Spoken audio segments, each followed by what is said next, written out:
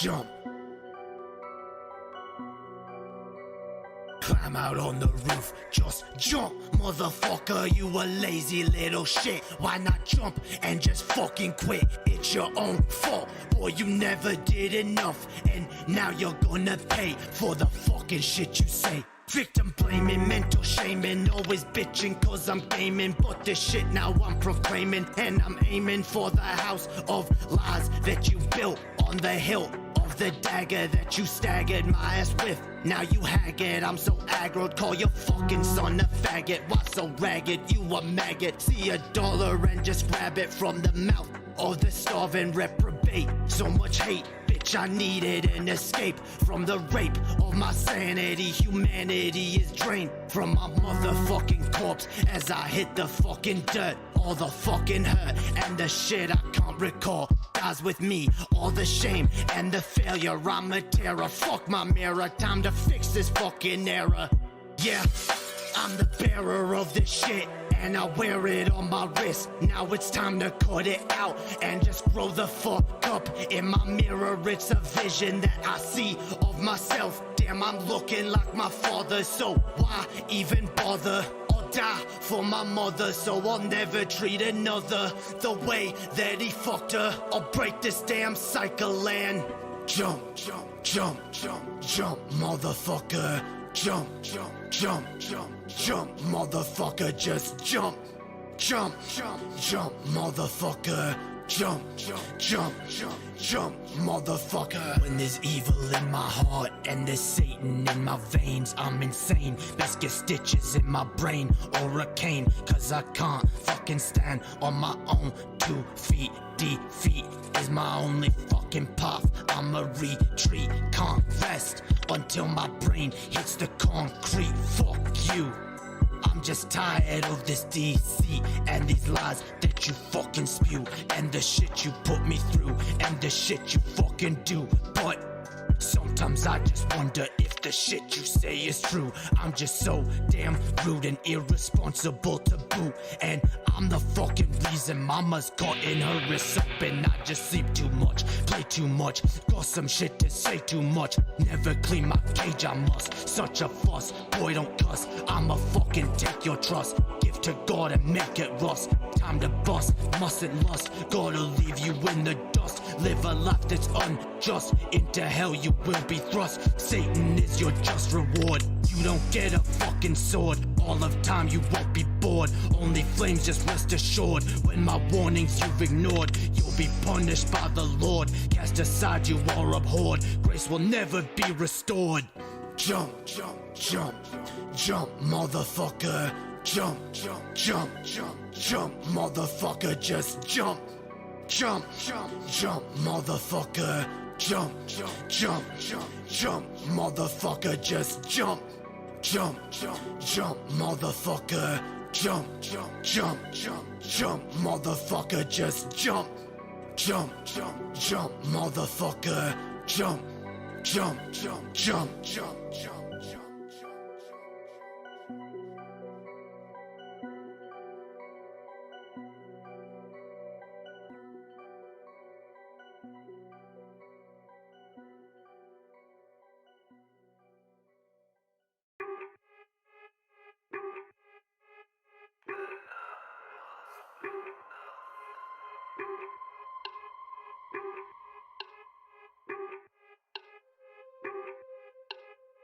This shit got my fucking stomach in. Never eat a fucking again. Better pray for all my sin. I don't feel no pain again. Fucking quit, got my fucking stomach in. I don't need a fucking again. Suffer now for all my sin. Never feel no pain again.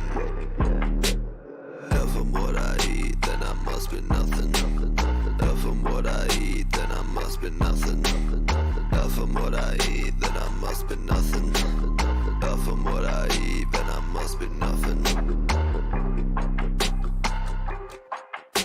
Waking up like I ain't broke. All I need's a fucking smoke. While I fucking walk, drink another fucking coke. Food just make me wanna choke. Got my stomach I like smoke. No, that's not a fucking joke. Clear my plate, I'd rather croak. Extra shit like a bad plot. Mentally all I do is rot. Feels like I've been fucking shot. Fuck this love, I only set my lot. Why so fat? Why so fat? You so ugly, got no tats. Why so fat? Why so fat? Now you feel just like a man. If I'm what I eat, then I must be nothing. If I'm what I eat, then I must be nothing. If I'm what I eat, then I must be nothing. If I'm what I eat, then I must be nothing. Feel so nauseous, I can't eat. All I want's fucking sleep. Caught it out, that's not a leap.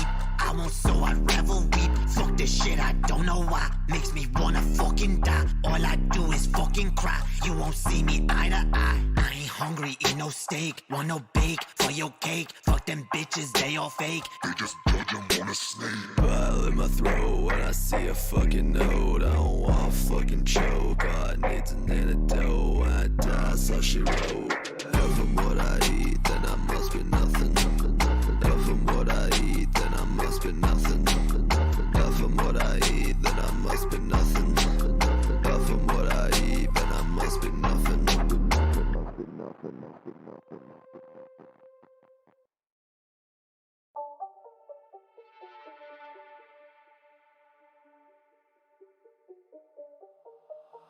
I'm a son of a bitch. I'm a son of a bitch. I'm a son of a bitch. I'm a son of a bitch, yeah. God damn your righteous fucking plan, bitch. I ain't rich, I ain't what you wish. You will never be enriched. You're a leech, you're a fucking leech. You will never have no reach. What the fuck was there to teach? Learn my fucking own lessons. I'm my fucking own blessing. Who the fuck you messing with? Thought I'd never serve a diss. Mama ain't deserve no kiss. I'ma let her slit her wrist when I'm done. I don't wanna be a bad son, but you fucking made me one. Now I'ma take this fucking knife and my own damn life right here. I don't wanna be my mama. Too much trauma, never saw the damn light. In this tunnel, I won't fight. I won't fight. I'ma fucking lay down, let myself drown. No one will save me anyway. No one will save me anyway. No one will save me anyway, cause I'm a son of a bitch. I'm a son of a bitch. I'm a son of a bitch. I'm a son of a bitch, yeah. I'm a son of a bitch. I'm a son of a bitch. I'm a son of a bitch. I'm a son of a bitch, yeah. I know angel bitch. I'm the devil you feared. Yeah.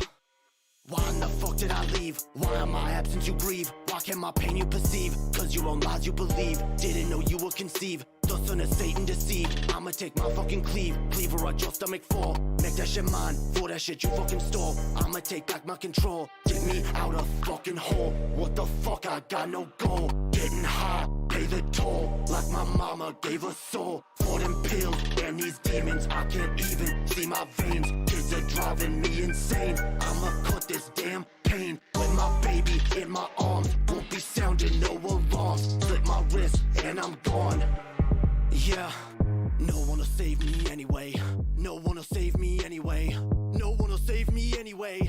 No one will save me anyway, cause I'm a son of a bitch. I'm a son of a bitch. I'm a son of a bitch. I'm a son of a bitch, yeah. I'm a son of a bitch. I'm a son of a bitch. I'm a son of a bitch. I'm a son of a bitch, yeah.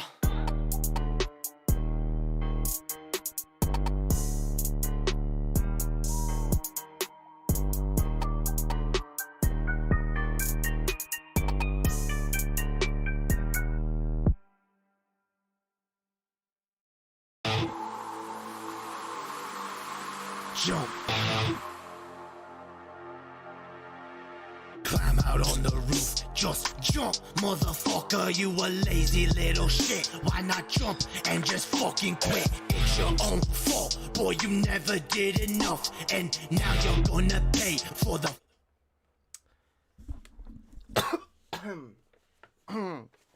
Alright, y'all, I'm here. I'm super late, but you know what? I'm feeling Gucci. In fact, I'm feeling significantly better than I would have if I went live on time. So I don't care. Oh, shit. I also got the hiccups, which I hate. Fuck the hiccups. They are, hetero AF.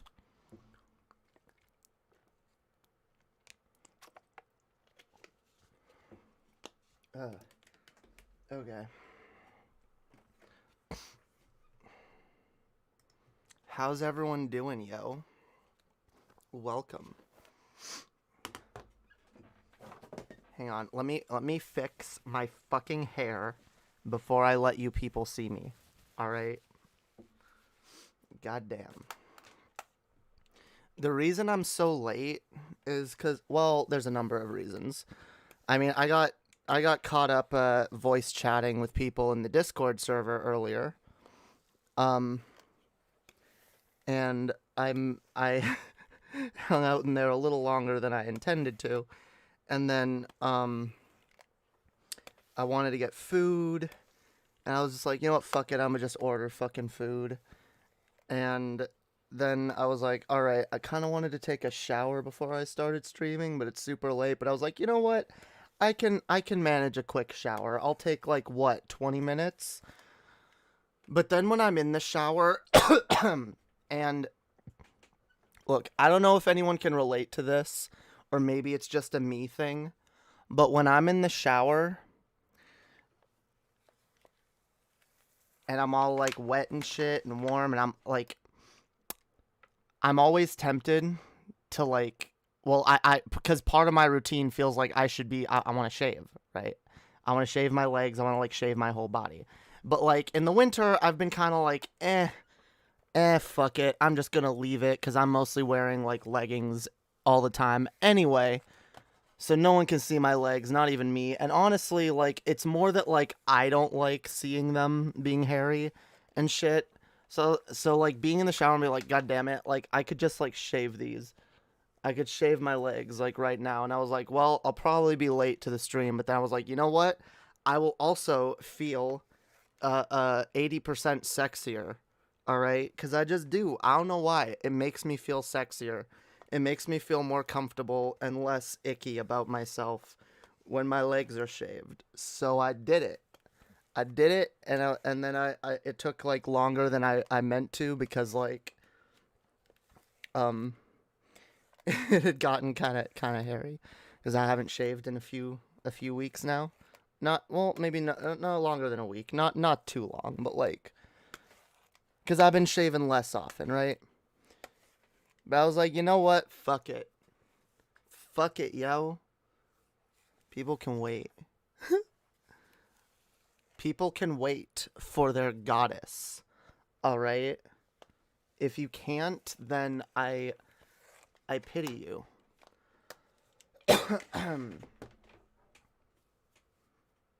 If you don't even have the patience to wait for your sexy, amazing trans goddess to show up. All right. That's enough rambling to no one. Let me actually get myself on screen. Get the chat up so I can see what people are saying. Yo, what up everybody in the chat? What up Mickey Richards? What up the Shamanite? What up Yarn? And what up Barbara, Weston, and Chandler? What up? I have to tell my daughter to shave often. Thankfully, the warden makes her do it now. Very, very interesting. This chat is full of a bunch of chalk walkers. I don't know. Oh, right. The, yeah, chalk walkers. Albino geckos.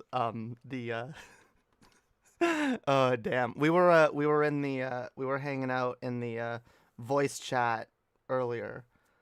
Doing a segment. Zale came up with, I can't even say it, can I? Because I'm on Twitch. I was joking earlier. I was like, maybe I should get Zale to come on and help me get banned from Twitch. Because, well, I'll say this. The word that Hassan and Vosh got banned for, Zale came up with many, many, many alternatives. Many, many, many, many, many alternatives. And it was kind of funny. Wonder glue cockatoos. See that? They're not slurs. Look. If we can't like say words, okay? Look, by the way, I want it to be clear. All right? I don't like the overuse of slurs. But I do think that I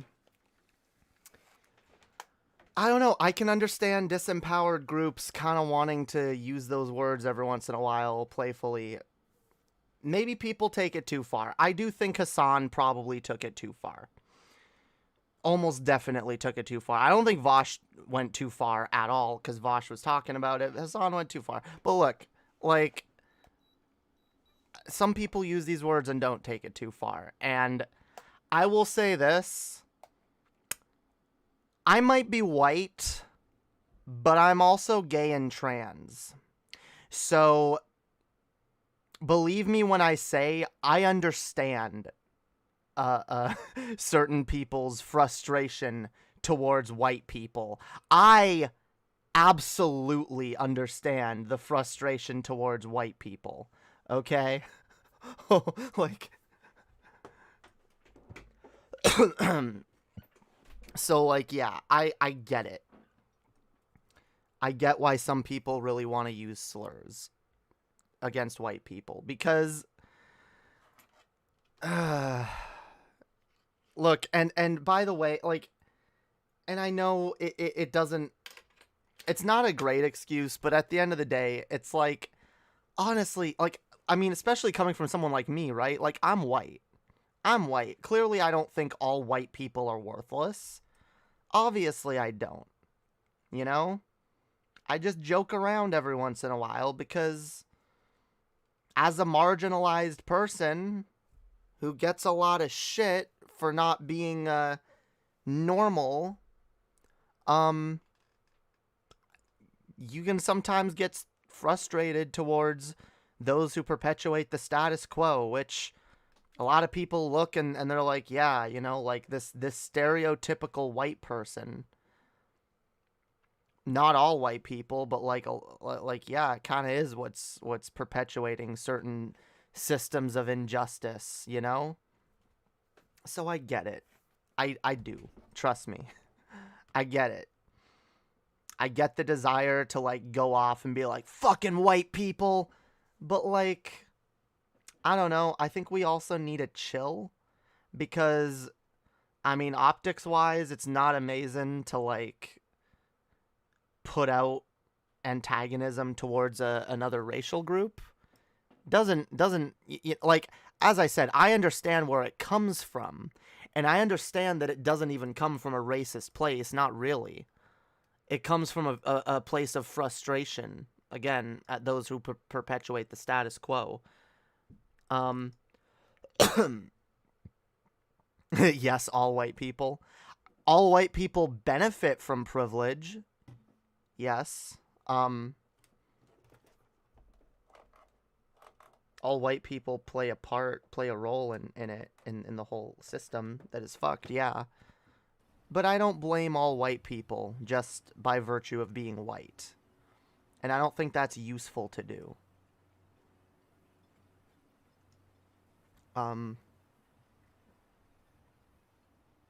Wait.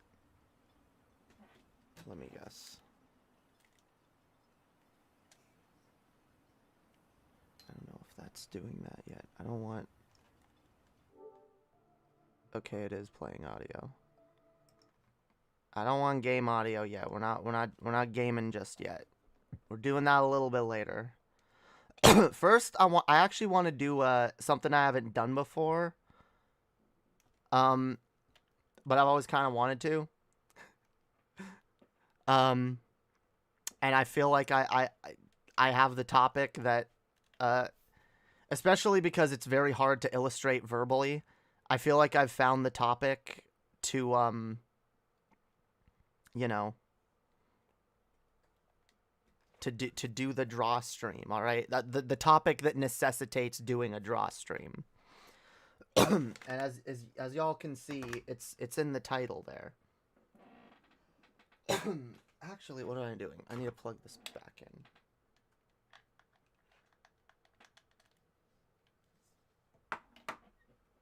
And then I gotta make sure that you guys don't hear any audio, right?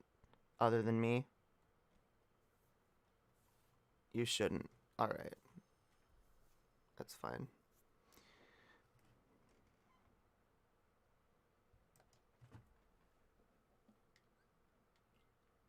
God damn it, how do I... Oh, I should just... I can disable the audio. There we go. Disabled. No more of that. Alright. So guys, I want to talk about something, and I recognize this is something that some people would argue I'm maybe not the most qualified to talk about, but you know what, God damn it, I want to talk about it, because I'm sick and tired of the political compass meme. There is only one, by the way. And I know people will think that this is not true. People will think that, oh, there are many political compass memes. In fact, there are entire subreddits dedicated to such a thing. All right? But let's be honest. Overall, in the grand scheme of things, there is one political compass meme, and that is my view on the political compass is enlightened and infinitely smarter than everyone else's take on the political compass. All right? And as that is the case, that is the tradition when it comes to political compasses, I figure I may as well add my own fucking hat to the ring. Because I also believe that I am objectively more correct about the political compass as a whole.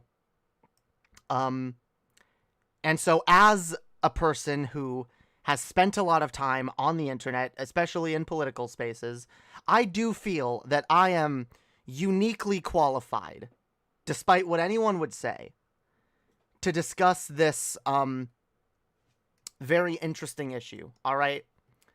So we're going to take a deep dive, guys. We're going to take a deep fucking dive. And I'm going to explain to you guys why I do not like the political compass. And why I probably never will. And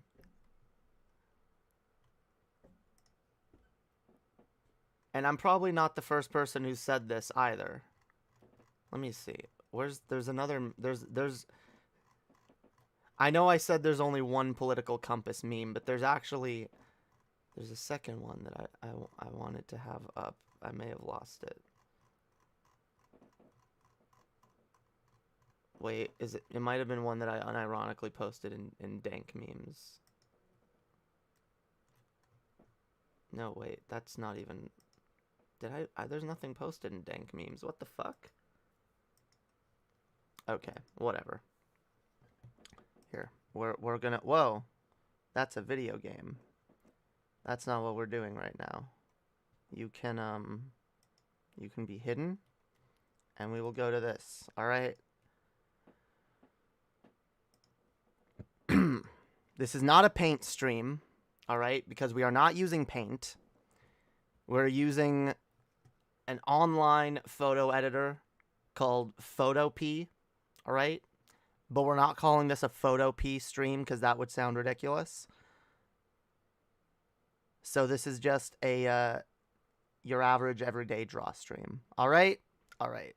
Alright. You guys ready? You guys ready to get down and into it? Alright. See, this right here is a good visual of what I'm talking about. okay? When it comes to the political compass, everybody has their take on it, and everybody thinks they're correct about it. And everyone views their own quadrant, their own supposed quadrant, as the correct one to be in, and they straw man the other three. All right? So that's the first major problem of the political compass in general. All right? But there's an even deeper problem that I view to the political compass, okay? I don't think it's accurate at all. Okay? I think it's reductive and okay, here's the problem. Here's the fucking problem, okay? You got your supposed like libertarian you got your libertarian leftist, which I don't like. Left and right in general on this are pretty meaningless terms. It's just this is what we deem to be left and this is what we deem to be right. Okay? But the thing is, the further left you go, I believe, the further libertarian you go. And the more authoritarian you go, the further you're veering to the right, or at least to the center. And so I view these quadrants as God damn it. Wait, no, there was one I had. There was one that was actually I remember I posted it and I was like this, but unironically. Do I still have it on my desktop? No. God damn it. Someone might know it. If someone has it, they can post it. But basically, the meme was how the how the left sees the political spectrum, and it was the political spectrum, but these two were gone, and it was like libertarian, authoritarian. And then it's like how the right sees the political compass, and it's the exact opposite. Wait.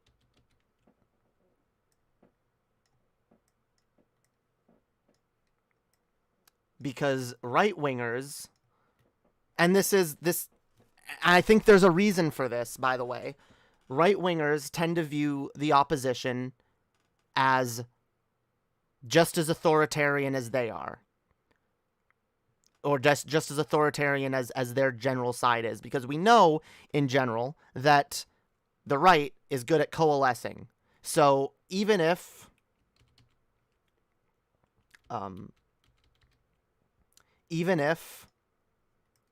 these sides don't exist, anyone who is theoretically on this side is accepted by the people who view themselves on this side, right? They view themselves as one, and they work towards the same goals, whether they're more authoritarian leaning or libertarian leaning. All right, and then kind of on the same side, people who are in this quadrant, or people who are on the left in general. I mean, let's be honest, there are probably authoritarian people who view themselves as leftists and are like, yeah, I'm down here, but then they take a political compass and they end up here. All right? I'm not saying that this metric is entirely inaccurate, but I think it's woefully reductive for a few reasons, all right? I don't think right-wing ideology is libertarian in general. I don't think I believe the further you go to the right, the less libertarian you are. And by the same token, the further you go to the left, the less authoritarian you are. So I would view here. I would view it like this, okay? So you got your this is the quadrants, all right? We got no, wait. No. Do the undo. What do you mean it's locked? Why is the layer locked? That doesn't make sense. What? Stop it.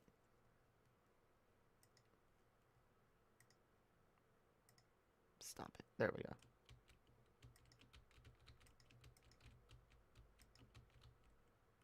Go. Okay. It literally is like, are you kidding me?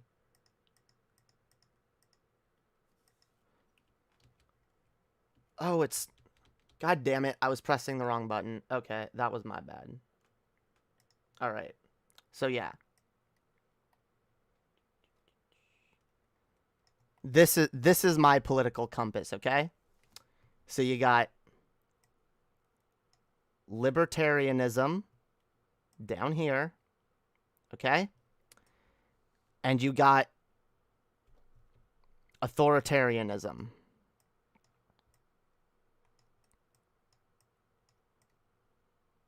Okay? So these are your two axes, I guess, okay? And you can be anywhere along this spectrum. So it's still like, right? It's still like there's a lot of wiggle room, but you see the further. Wait, I think I did that wrong. Yeah, no, it would be this way. It would be this way. Yeah, that makes more sense. Cause see, so full on libertarianism, okay, would require no authoritarianism, okay? None. It would be fully anti-authority. That there would be, you know, like full-on anarchism, okay? And meanwhile, on the other side, on the other end,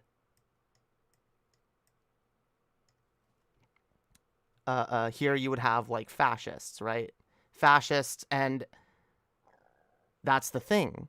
There might be fascists who will say like, oh, I'm more libertarian leaning, and they might be closer. They might be like over here, you know, instead of up here, which like I would say like all the way in the corner would be like full on Hitler, you know, full on like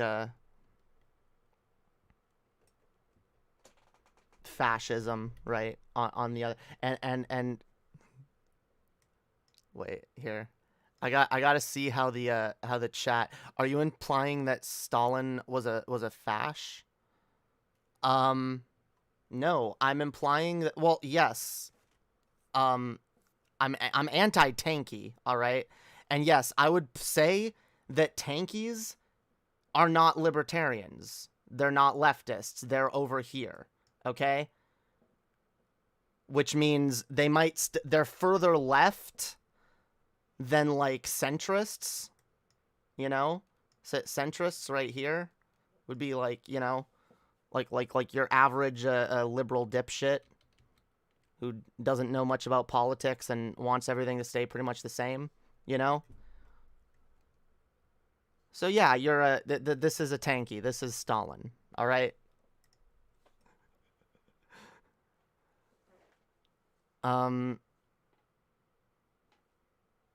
Leftist and libertarian are no synonymous terms. I mean, I believe they are. I believe they go together. I believe leftism and libertarianism go together. And I think the further left you go, the more you embrace leftist values, the more you have to abandon authoritarian ways of thinking. Because if you maintain those authoritarian ways of thinking, you're not advocating for true leftism. You're advocating for something that could turn very much more authoritarian. All right? This is very simplistic. You need more dimensions. No. I think this is exactly Right. I think I am the smartest person of all fucking time. Okay?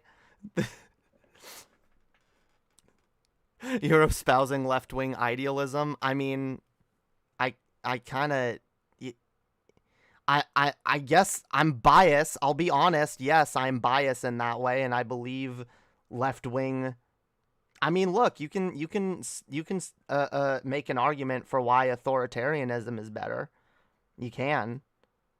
But yeah, no, I genuinely do believe that if you call yourself a leftist, but then you begin using the same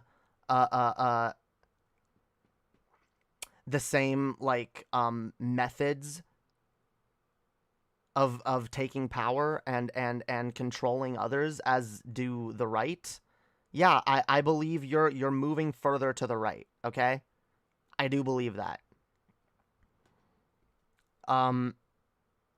Look, maybe a tanky could be like in here in like this general vicinity. So like you are more libertarian, but you're close to authoritarian. All right? No, I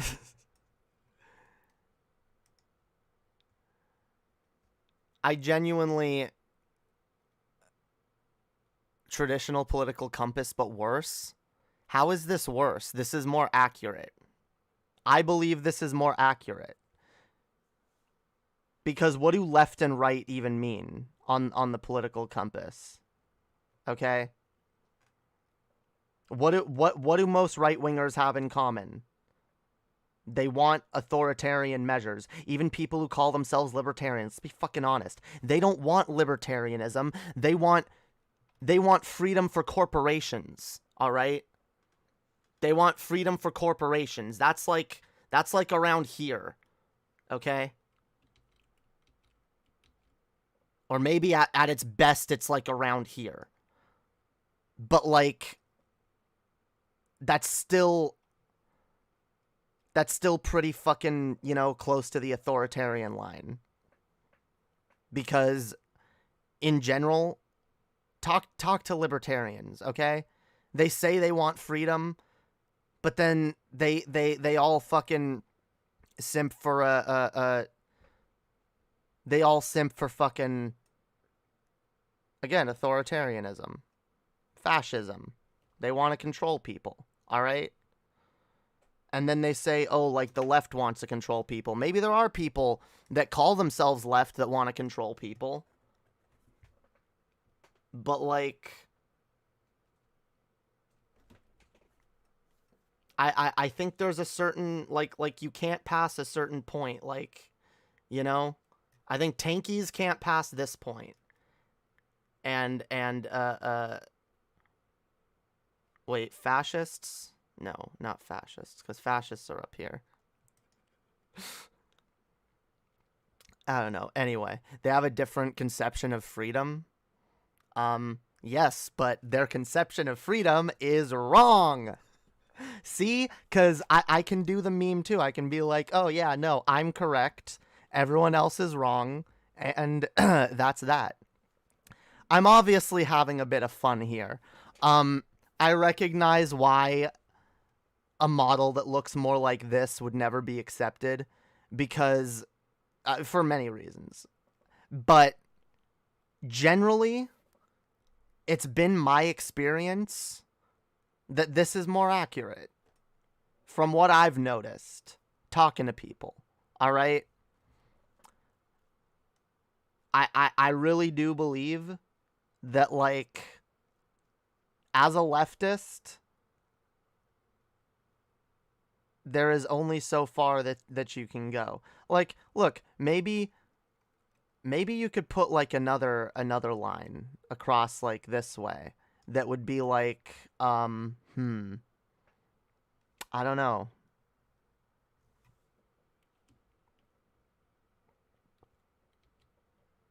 I don't think it's necessary. I mean, you probably could come up with something. What about vaccine mandates, for example?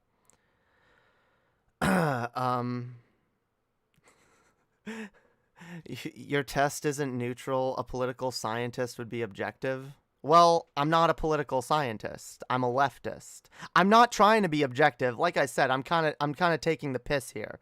And I'm pointing out, like, this is my point.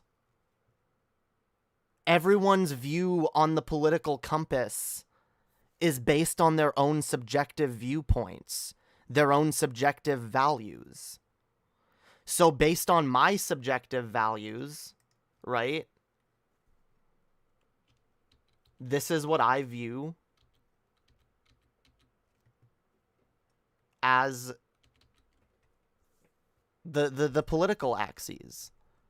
This is how I view it. And that's the thing at the end of the day, and I've always said this, my biggest criticism of the political compass, and this right here illustrates it better than anything else, is that it's highly, highly, highly subjective. It's highly subjective. The way you answer the questions are subjective and left up to your own interpretation. So, like, in many ways, the test fails. And at the end of the day, I don't believe there is an objective way to measure people politically. I don't think there is. I don't think you can measure people's political values. At least not on any axis this simplistic. It would have to be, there'd have to be way more, like, honestly, like, if you wanted to really break it down, you'd have to come up with something that, like, right, that has, like, more parts to it. Not saying that I could do such a thing, but, like,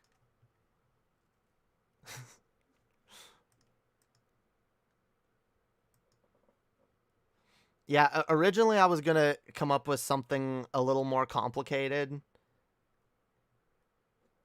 and be like liberal, conservative, authoritarian, libertarian, and try to like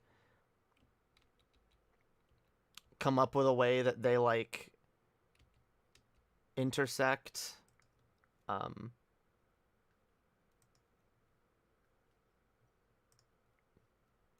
Yeah. God damn it.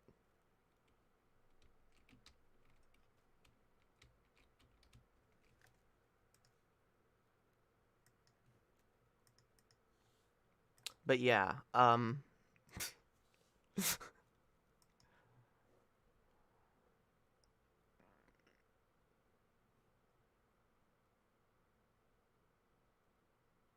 you're laughably myopic. I don't know why you're taking me seriously here. I literally have said multiple times that this segment is a joke.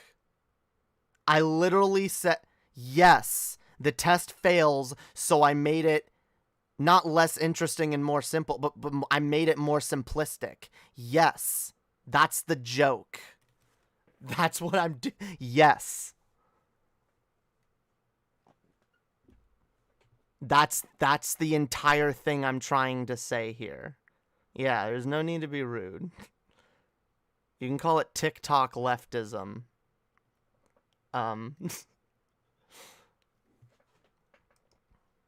But yeah, it's honestly me just being like, yeah, I'm tired of these political compass memes. I'm tired of the political compass in general. I think it's just really, really silly in general. All right. But if you want to know how I view political, yeah, that is how I view it. And I'm not going to lie to you guys and tell you I view it any other way. That is how I view it personally. And I think that's all you can really talk about is how you view it. I mean, you can add, I could, even if I were to keep it the way I view it, I could add 2 more axes, okay? Let's add liberal and conservative. Okay? Still, I believe that it's more like this. Okay? Actually, because then I would say...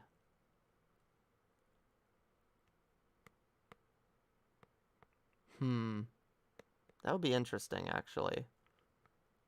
Because then I do like liberal, authoritarian, conservative, liberal. No, libertarian, authoritarian, conservative, liberal. Yeah, I don't know. I don't think those are necessary, at least not how I view politics.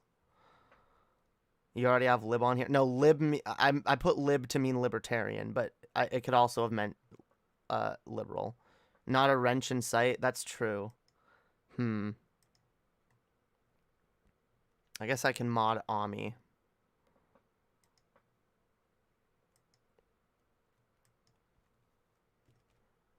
Ami's usually around. Alright.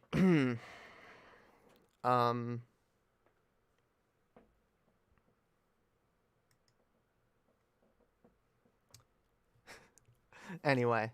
No, that's just me taking the piss. Some people really take the fucking political compass shit so fucking seriously, and it makes me cringe, okay? It makes me cringe. It's all subjective nonsense, okay? It's all subjective nonsense.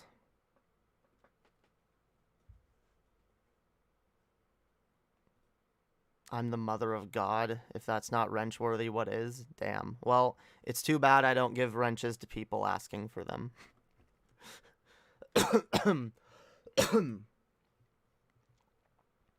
Also, I don't give wrenches to people who just showed up in the chat.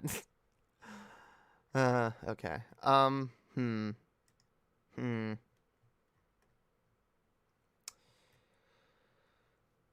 What else are we gonna do? I don't know if Origin is still around and wanted to call in, because we were gonna chat with Origin.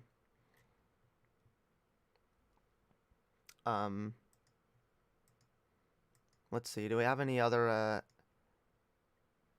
Damn, no, I can't spam.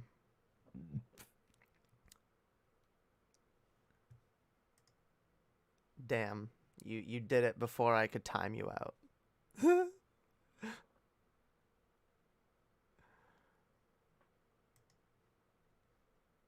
Don't do it.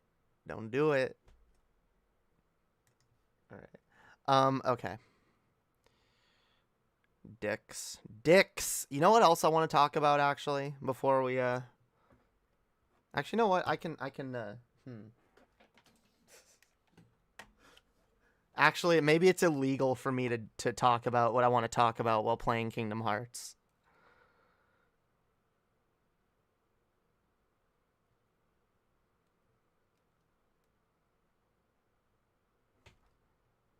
Yeah, I don't know.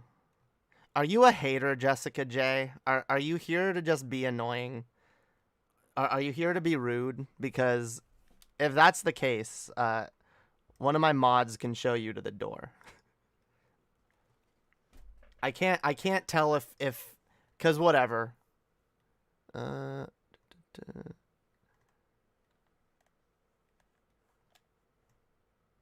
I get that I was being pretty reductive in my segment, but like, yeah, I don't know. I don't know if I'm being vapid. Anyway. Yo, what up, Realize? What up?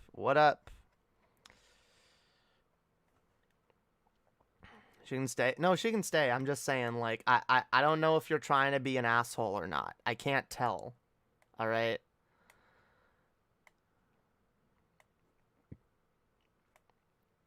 All right.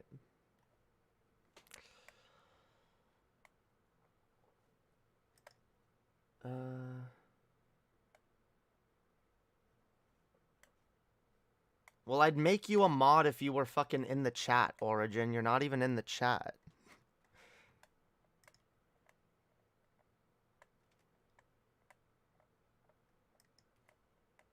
We need contrarians? No, we do. We need contrarians, and we need people to be challenging and critical.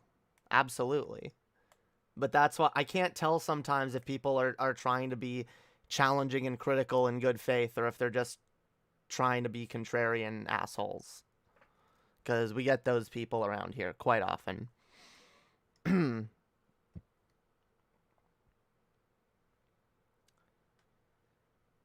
Okay. Zale song, a fair and balanced mod. Yeah, I'm sure you would be. I'm sure you fucking would be. I already said I'm not giving mod ships to people who ask unless I specifically say, "Hey guys, I'm looking for a mod. Anyone interested?" And even then, I I won't just take everyone's who asks, right?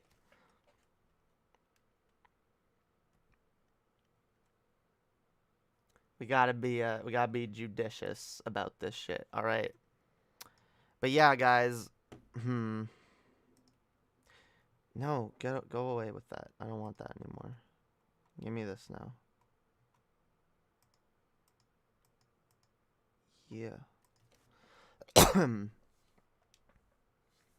Cause yeah, I kind of want to talk about. Hmm. I kind of want to talk about my sexuality a little bit, cause I've been having some. I don't know. I've been coming to understand some things, or explore some things, and it's making me have like realizations about myself, and I'm genuinely curious at this point as to, well, okay. Here's the thing that I think I've realized. I think I'm on the asexual spectrum. I know, crazy, right? Um, and it's kind of a thing of like, oh well, what does that even mean? Because that can mean a ton of different things. Where am I going? I should be doing this. Um, yeah, hmm. So how do I put this? I've been trying to like understand myself more lately, of course. Um, as you guys know. And I've been, you know, examining my past relationships, things that I've wanted and not wanted, and things that I've felt comfortable with and not felt comfortable with. And I've come to a conclusion.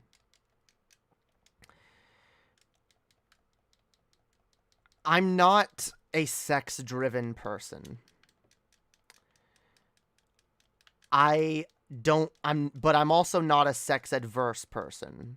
I'm not grossed out by sex, at least not anywhere near as much as I used to be.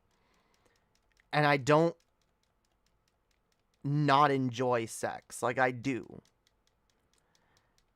But I don't have a drive towards it. And even in a relationship, it's generally not what I gravitate towards or what I even tend to care about all that much.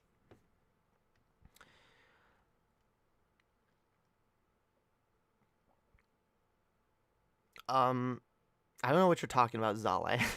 Yo, fellow ace spexis. Yeah, I think, I don't know. I think I'm comfortable identifying as being somewhere on the ace spectrum. And I don't know, if someone has like an actual good test that I could take to like, you know, maybe help me like understand a little more like where on that spectrum I am, like a proper test. As I looked for some and like all I found was like garbage.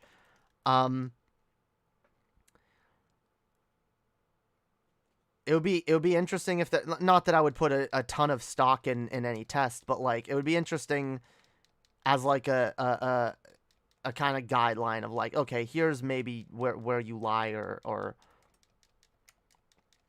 because there's some axioms to learn. I can ask a friend. Yeah, yo, I definitely want to I know some of y'all out there are more educated on this stuff than I am, and I definitely would like to learn more about it, because the more I learn about it, the more I kind of understand it, and I'm still not 100% sure that it's me, but it's raised some questions and helped me like contextualize some things about myself. And I don't know. I think sexuality is a fluid thing, and mine certainly is evolving and may continue to evolve. But if I'm honest about where I've been and like how I've felt up to now, like, I'll be honest, like, I'm not really like all that attracted to genitals.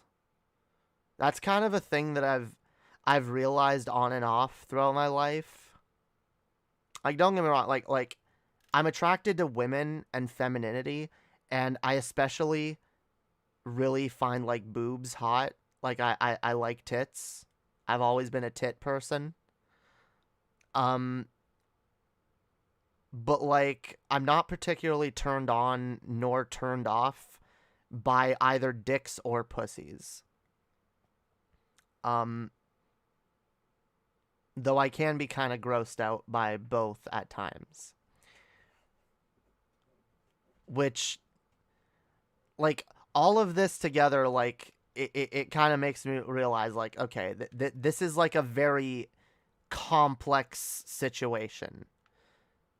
My sexuality is very complex, and it's not just a simple thing. I know demisexual is I guess technically somewhere on the ace spectrum. I know some people identify as like demi-ace. That might be closer to where I lie. I don't know. But I'm definitely interested in exploring more and like understanding this stuff about myself more. And it's something I wouldn't mind like talking to other people about, cuz like I don't know. I feel pretty alone in a lot of the ways that I view sex. And when I see the way other people talk about it and the way other people talk about it, like it never feels right to me. But, like, there have been times throughout my life where, like, I've felt the need to act more sexual than I feel.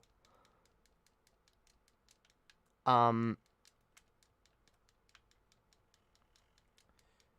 yeah, in general, it just raises a lot of questions. And I think it's important to question yourself. And it's kind of something that I've not stopped doing, and it's good to do, you know. I think it's good to explore things, questions you have about yourself, and find out where that leads. Maybe I'll discover maybe I'm not asexual. Maybe I have more. Maybe I'm just repressed in some way. I don't fucking know. I mean, I was raised very Puritan, but like, I'm never gonna understand those things more if I don't ask those questions. That's not really a trait of being asexual. A lot of people don't find genitals attractive. They find other body parts and aspects attractive when aroused, and when aroused want to use their genitals and others. I mean, for me, and here's another thing, and it's why I believe, like, I'm definitely on the spectrum, and asexuality is a spectrum. It's not just as simple as you don't like sex. Because, like I said, I don't dislike sex. But there are types of sex that I don't enjoy. I don't enjoy... Honestly, I can only describe it as, like, I don't enjoy, like, animalistic sex, like, impulsive, you know, like, I want to fuck, like, I don't really have that drive either, that, like, I want to fuck something. My sexuality, like I said, I can enjoy sex, but I definitely prefer it, and this is why I have identified as demisexual in the past. I definitely prefer it in a more romantic way. I prefer to be sexual with someone that I'm romantic with. I don't like being sexual with someone outside of that. And another thing is, like, I identify as a lesbian, but I can be more flexible once I've already, like, fallen for a person.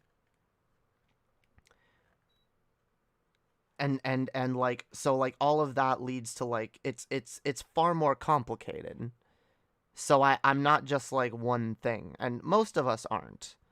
And I think it's important to, like, again, question yourself, figure out what you like, what your values are, and especially if you want to be able to find a partner that is compatible with you.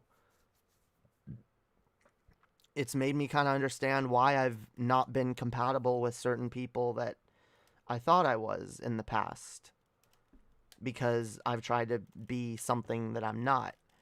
I will say there's also an uncomfortability towards sex that may be more, and this is why I'm curious, because I know I have more trans people in my audience. So this is kind of why I bring up these conversations. I kind of have, like, an aversion to, like, any kind of sex that makes me feel masculine or dominant, or, like, I don't like, and I've never liked being with someone when they expect me to fuck them, to uh uh you know uh uh uh take them, sort of. I've never liked that like that like animalistic, rough sort of, like, I can't describe. It's hard to describe, even. It's very hard to describe. But, like, in general, like, I don't know. I view, and it's hard for me to, and I do view, no, I do realize this is extremely subjective, but it's hard for me to view what I understand to be male sexuality as anything other than predatory. And I understand it's not inherently so, but that's kind of how I relate it in my mind. And again, it makes it complicated, because I don't know if it's more just related to my dysphoria about my own body, or if it's more related to my overall sexuality. Basically, you don't like to get rough. I don't even mind getting, like, a little bit rough, but, like, I have to, like, really trust the person. And I don't like being the one that's rough. That's the other thing.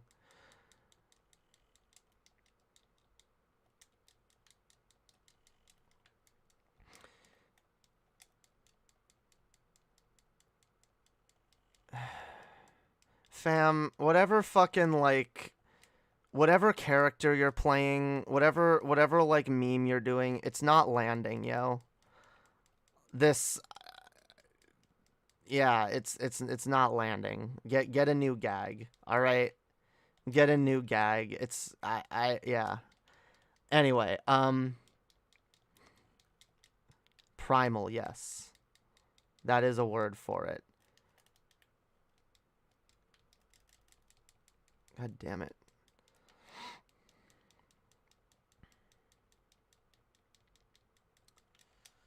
Damn, we got a lot of bullshit in the chat. God fucking damn. Don't let the fire reach the building. What am I doing wrong? I'm doing something wrong with this.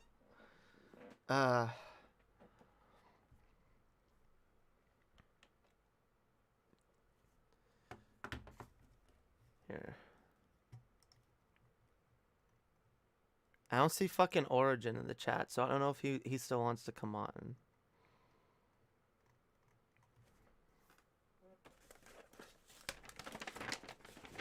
Let's see. I almost forgot. I have my food that I ordered before stream. What the fuck? Guys. Am I insane? The fuck is this? Wait. What the is that like a that looks like a dead fly.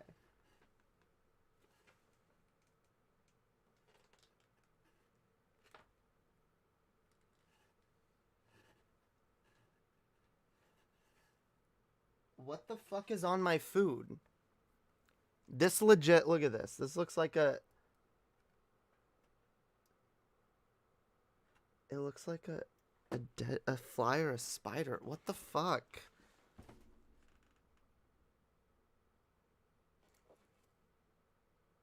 I mean, it's not on the inside of it, but like, that's gross. What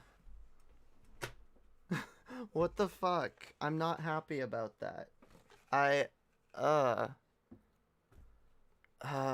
damn it. This is why I hate ordering food, because then it's like, if something's wrong with it, you can't send it back. I can't even tell what that is. I have no idea what it is. It just looks really gross. Okay. Can I, like, pick it off? Yeah, okay. Here's what I'm gonna do. I don't want to know what this is.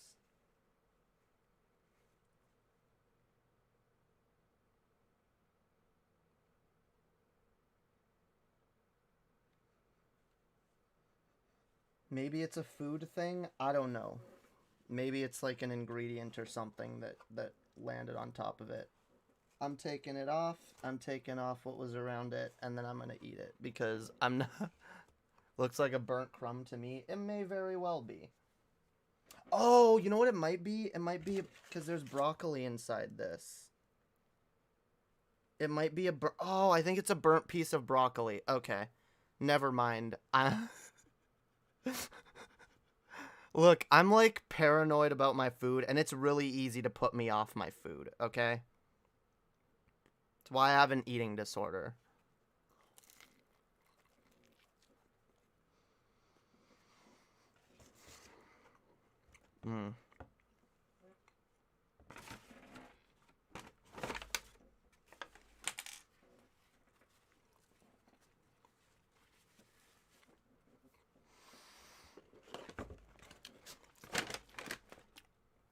If I'm what I eat, then I must be nothing. All right.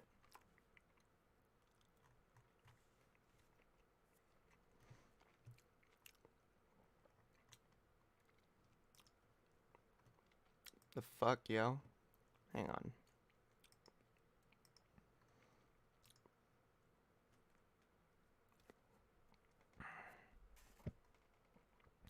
As a... Wait. Cupiosexual? I experience sexual contexts romantically. At that point, I'm seeking to please my partner, and I get more of a butterfly feeling or smugness than what I assume is sexual attraction. Huh. Interesting.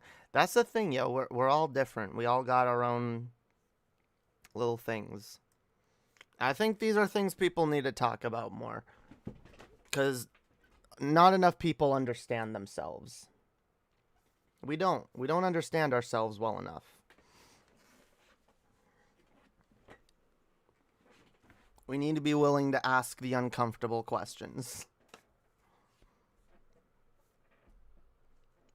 Because I'll be honest, I've viewed kind of like admitting to be anywhere on the ace spectrum as like being a bad thing for a long time. And I don't know why. It's not exactly rational.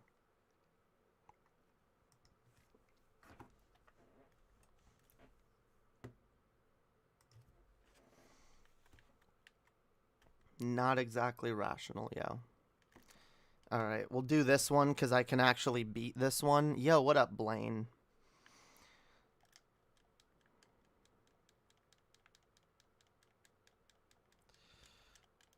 I'm trying to breeze through this game as quickly as I can. Not speed running it or anything. I'm not a speed runner. I don't fuck with that shit. For me, I enjoy the connection and intimacy more than the act itself. Exactly. I like intimacy. I like closeness with a person. I don't really care about the sex part of it.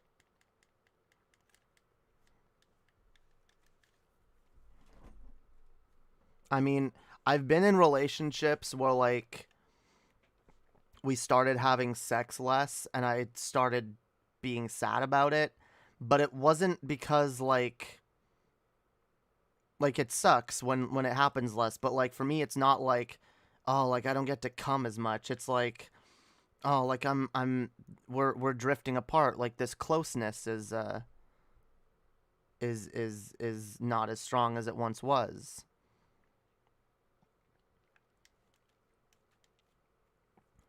So yeah, I don't know.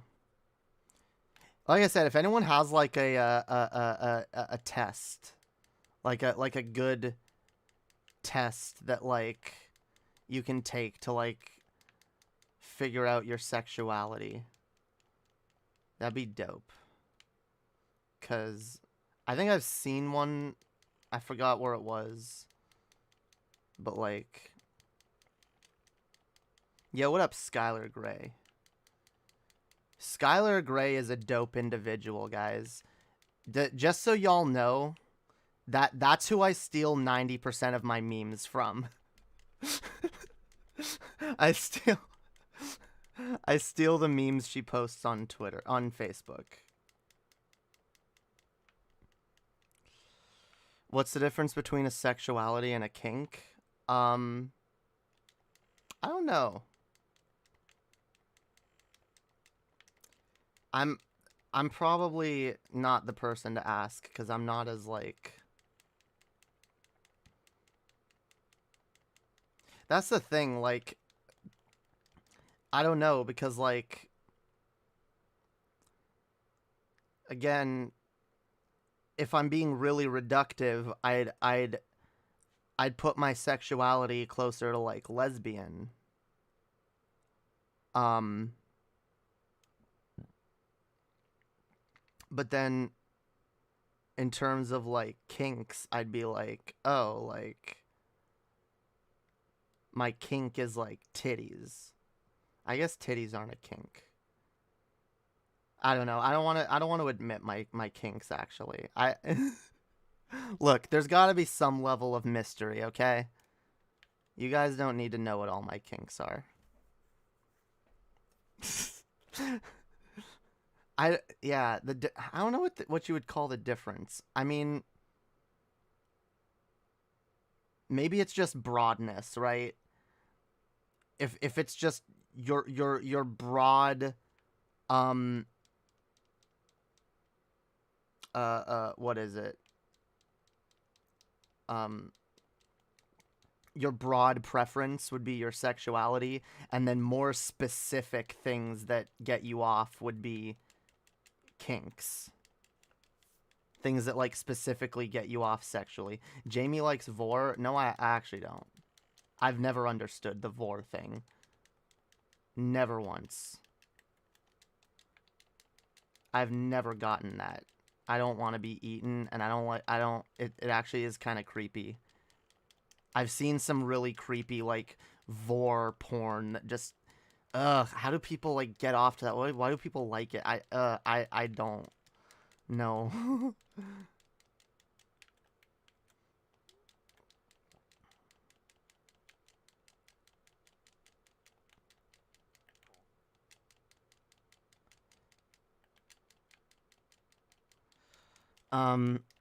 I view it in essential and non-essential terms. Okay. What do you mean by that? Wait, I'd say you're into choking. Most singers are. I am not into choking. No, I'm not. I don't like being choked, and I don't like being asked to choke someone either. I've been asked to choke people before, and I don't enjoy doing that. Because, again, it feels very predatory for me, and it feels just... I don't like it. It feels abusive. For me, look, if you want to know if I hold a kink, ask yourself if, in any other context, it could be mistaken for abusive behavior, and the answer is probably no. I've come to understand that more. I used to think like, oh yeah, like, well, I used to pretend like, yeah, I'm totally into whatever kink, I'm up for anything. But like, I've come to understand more, and I'm just like, yeah, no, I'm actually not. Um, in general, I don't like kinks. Like, I've been asked before, like, oh, do you like cuck porn, either being on the receiving or the giving end? I'm like, no, no, I don't like thinking about cuck scenarios in general, actually. They kind of make me sad. I don't like thinking of fucking someone else's wife or girlfriend or whatever. That, like, feels too mean. And I don't like the idea of someone doing that to me. Because I am a jealous person. Which is why I definitely know that I would not be okay with any kind of poly relationship, I don't think. Wait, did I not do... Are they not all done? What the fuck? Did I fail one of these and not realize?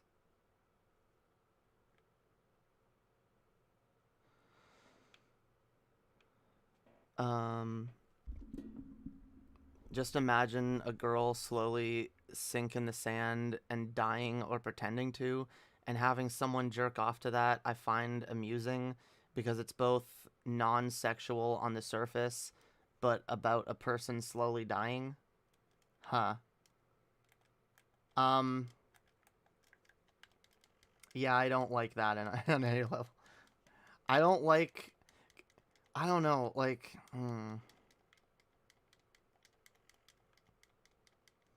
I've known people who, like, get off to, like, rape scenarios, and that especially does the opposite of turn me on.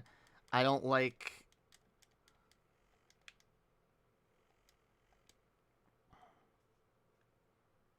Yeah, I don't know.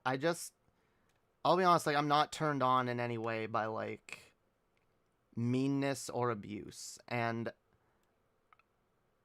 I also just don't, in general, just like I don't get wanting to be dominant, I don't get wanting to be, like, heavily dominated, or wanting someone to, like, hit you or choke you or fuck you really rough. Like, I've never understood that on any level either.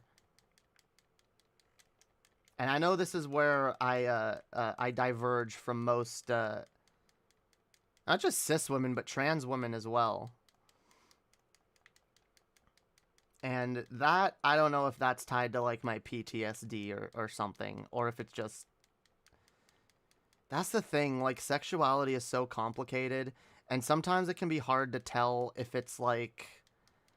If something is part of your sexuality, or if it's part of, like, a hang-up you've developed because of some kind of prior trauma.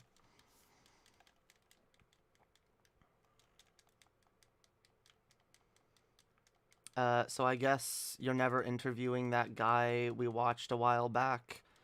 I was dumb enough to ask if he wanted to maybe consider talk to you, but we got into some argument. Wait, what guy? What guy were you talking about? Who did I want to interview? I have no idea.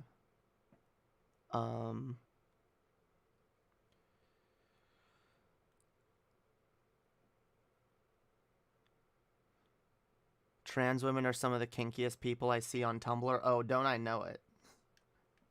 They absolutely are. Which is weird for me, because I'm not all that kinky.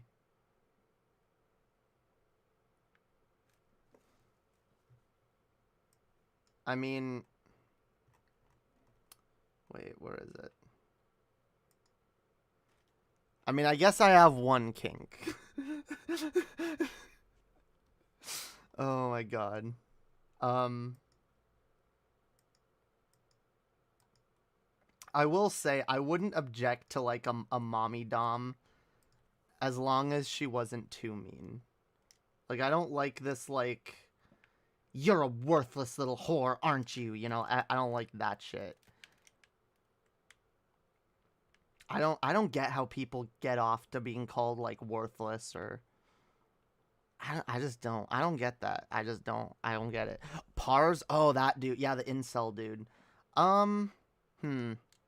I do still want to talk to him. Yeah. I don't know if he wants to talk to me, but I would definitely still talk to him if he were down. I don't know now. I've flirted with trans people.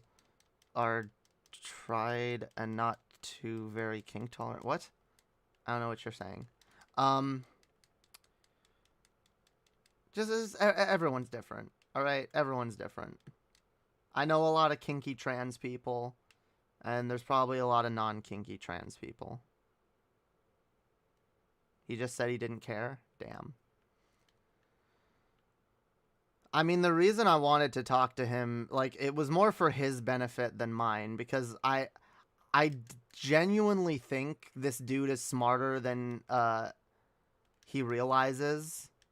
He's smarter than he gives himself credit for, and I genuinely think that you could get through to him if I don't know. I genuinely think I could get through to him with enough time, you know? Like, if I made the right arguments. Because, and at the end of the day, like, when I see incels talk about shit like that, I really do empathize, because I've been kind of a bit of an incel myself in the past. So I get it. I get feeling like, you know, society is fucked. You've been you've been dealt an unfair hand, you know, and like no one wants to fuck you, and no one wants to even be with you, and it makes you feel, you know, it makes you angry, you know. I get it. I get the anger. I get the frustration. I get the like, ugh, I just want to like. But, like, oh, I don't have social skills, and it's hard for me to talk to people, and I'm so anxious. But, like, I hate being alone so much. Like, I get that 100%.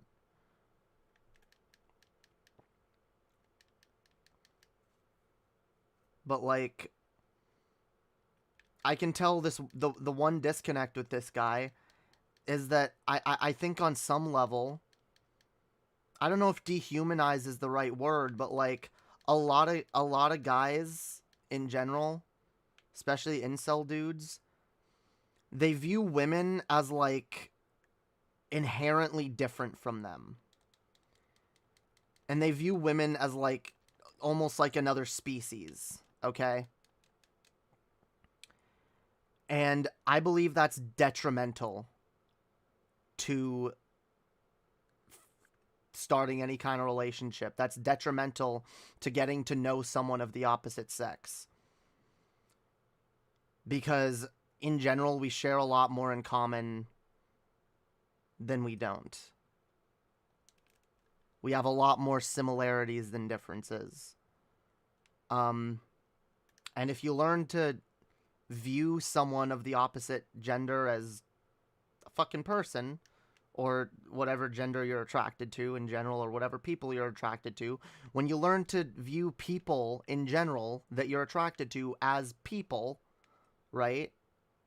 You learn to empathize with them more.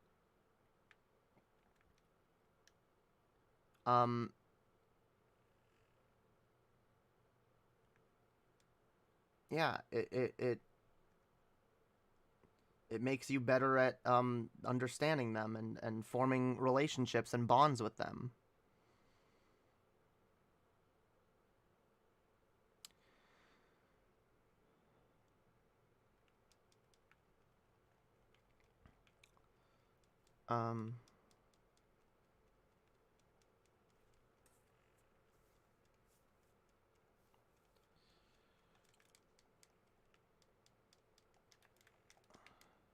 I mean, I could take a look at that at some point, Betty White.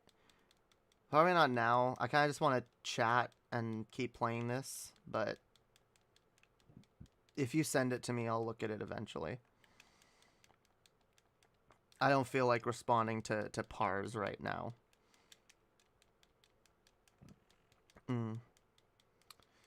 Yes, they're gender essentialists and their view of gender is very simplistic. Yeah, it is. And that makes it difficult for whoa. That makes it difficult to like form relationships. That makes it difficult to like even know how to act around other people. Right? And especially when you're talking to straight guys that are like incels or whatever, like, or just straight dudes in general, like, fam, if you're having trouble with dating, I promise you, you need to learn to be friends with women. All right?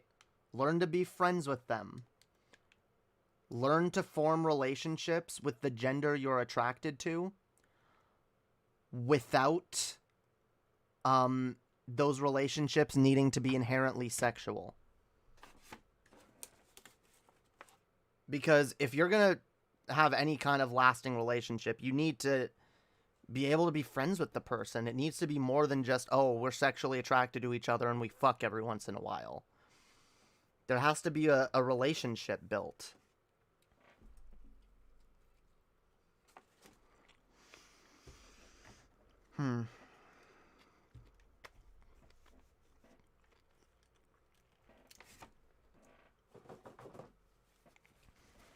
It depends what you want. Not bad advice, just not necessary. Maybe not for you, but for some people that advice is absolutely necessary. A lot of people don't realize that. Sure, over here we're all woke and gender pilled, but not everybody is.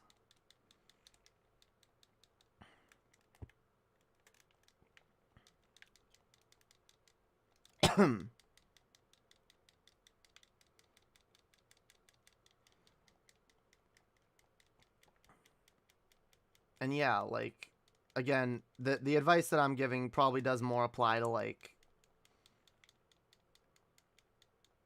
straight dudes, because there's probably straight women and gay people as well who have trouble humanizing a person they're attracted to.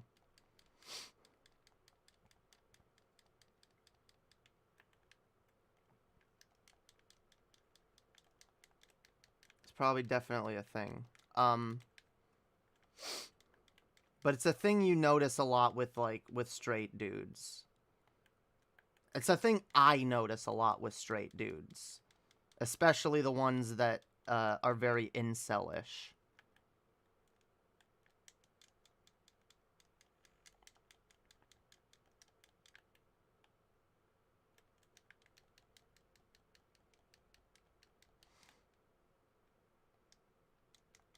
God damn it, Pete.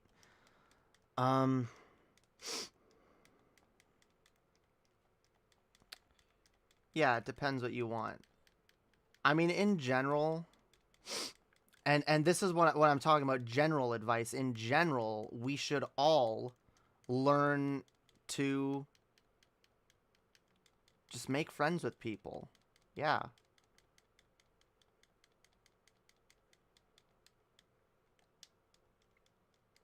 We should work on building friendships before seeking out relationships. A lot of people don't realize that. I haven't realized that in the past. And it's honestly led to a lot of heartache. The best relationships come when you least expect them. That tends to be true. And that's why I'm saying, like, a lot of, like, if you're lonely and you're like, oh my god, like, it sucks, like, no one wants to be with me, maybe stop focusing on that a little bit. Maybe just focus on building some friendships, building community, you know, getting to know people better, having a network of people that you can trust, that can, you know, that you can talk to on a regular basis. Because if you're alone, you're feeling lonely, like, having people to talk to having good friends that you can rely on can be an amazing thing. A lot of people want to like, and I've made the comparison before. I do view it as like a lot of people want to skip ahead, right?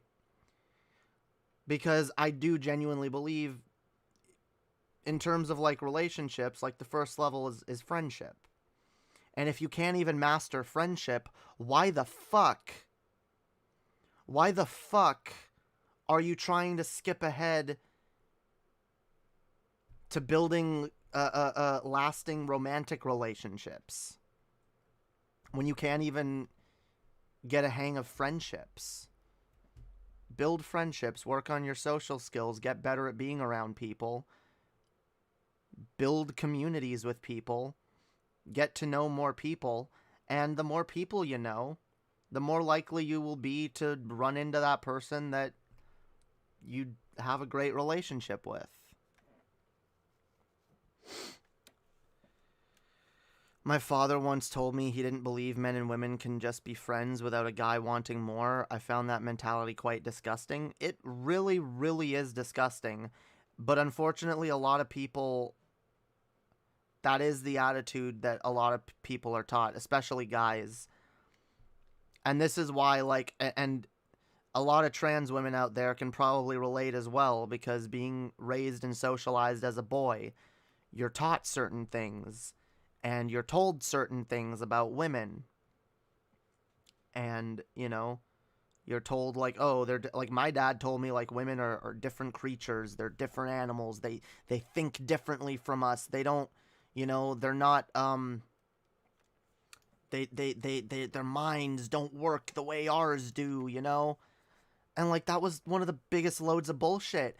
And believing that made it harder for me to empathize with women, made it harder for me to get along with them, which sucked because in general, I realized that I actually have a lot more in common with women than I do with men, and I always have.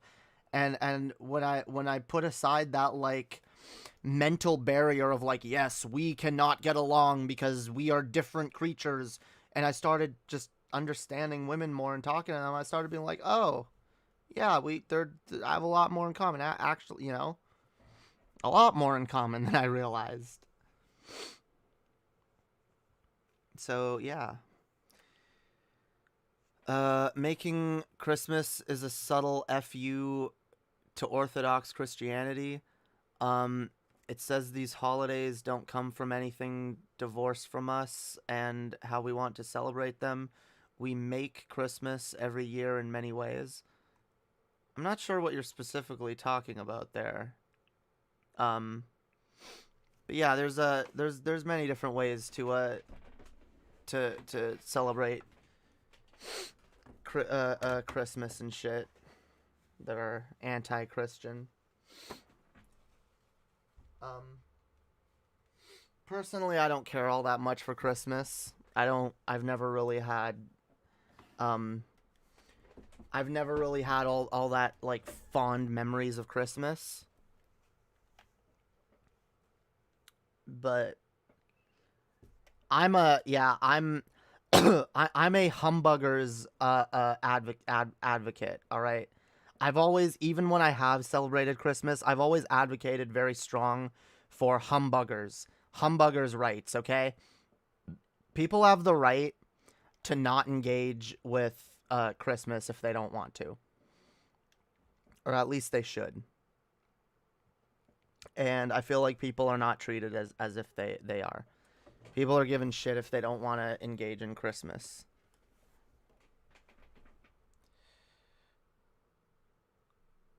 What?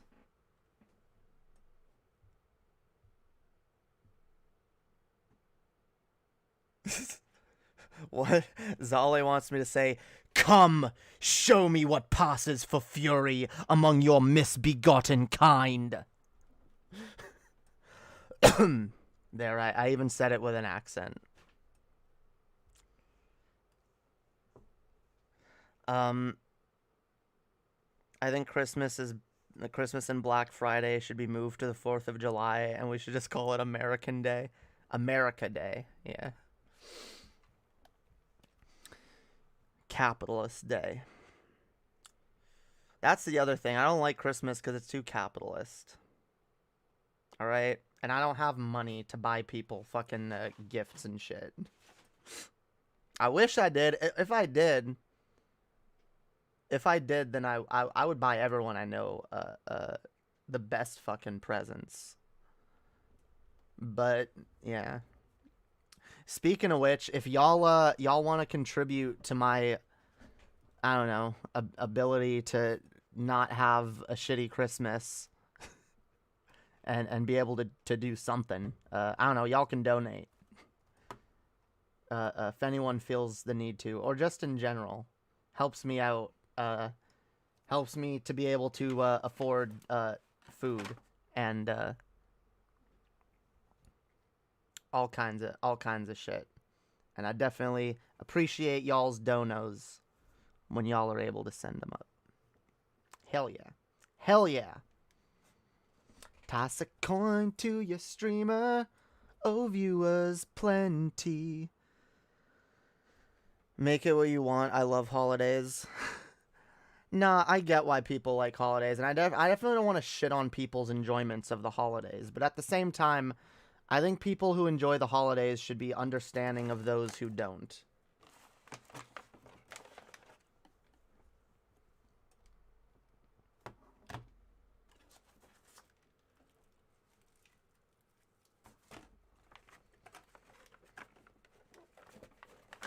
Oh. Oops.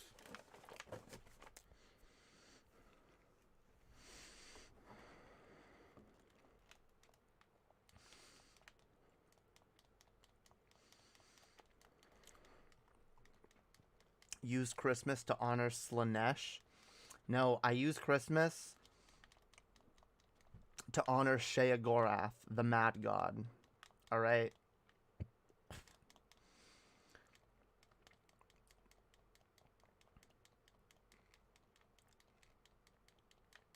If I'm pledging myself to any deity, it's either Sheogorath or Lucifer himself. There's no in between.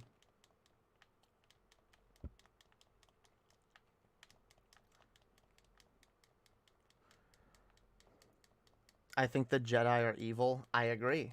The Jedi are absolutely evil. I've talked about this a lot. Some people believe, some people here in my chat believe that the fact that the prequels kind of expose the Jedi for how evil they are, if you look at it the right way, defends the prequels as movies. I tend to disagree, because I believe the prequels would have been good if they made it more explicit that the Jedi were pieces of shit. But they didn't. They really didn't. All right.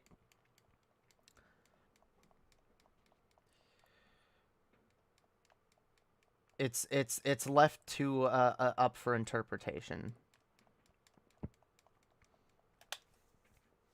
Also, the events that those movies focus on are not told in the greatest way. The Jedi steal children, they do.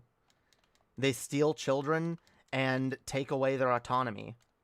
Like, I in general, I don't like societies that don't allow people to make their own decisions. Fuck being a Jedi. And fuck the fact that they take children and force them into that life. Where, like, you're not even allowed to fall in love. Like, get the fuck out of here. That is ridiculous. No wonder. Like, I will say, no wonder Anakin turned evil. It's like, oh yeah, you're not allowed to fall in love, by the way. It's like, why the fuck am I gonna fucking defend these Jedi? Like, the Jedi are evil. And their evil leads to worse evil, you know? The Jedi are evil in the way that capitalism is evil and begets further evil, like people going hungry and crime getting worse and racist policies and all of that shit, right? The Jedi are evil, but they give way to a worse evil, which is the Sith. And I honestly don't think the Sith would be as well, at least not in the prequel era. I don't think the Sith would have been nearly as bad as they were if the Jedi weren't as bad as they were. Because literally, like, that's why Anakin was so tempted by them.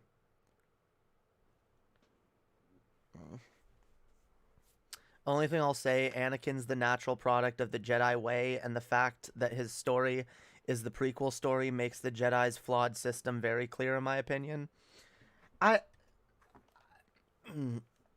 guess I don't like it. Look, I'm not gonna view it as clear if normies can watch it and be like, Luke Skywalker is Jesus, and oh, look at Obi-Wan is Jesus, and this is such a, like, no, fuck off. All right.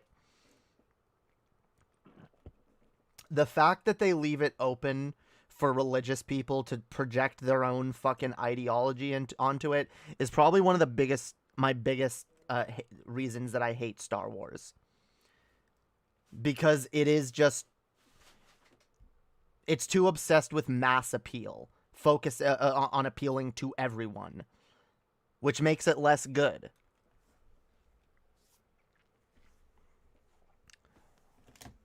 Luke's a redeemer, so in a way he's similar to Jesus, but he redeemed the Jedi by casting its dogma aside.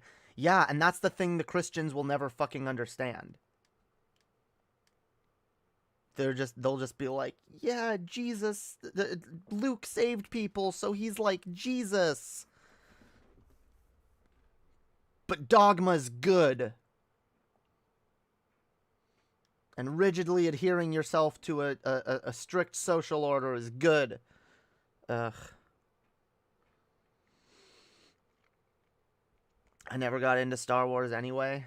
Good. There's better shit out there, honestly. Especially if you like sci-fi, there's better shit. All right. I'm sorry. Doctor Who is infinitely better than Star Wars could ever hope to be. And if you disagree, you can fight me. You can literally fight me on that.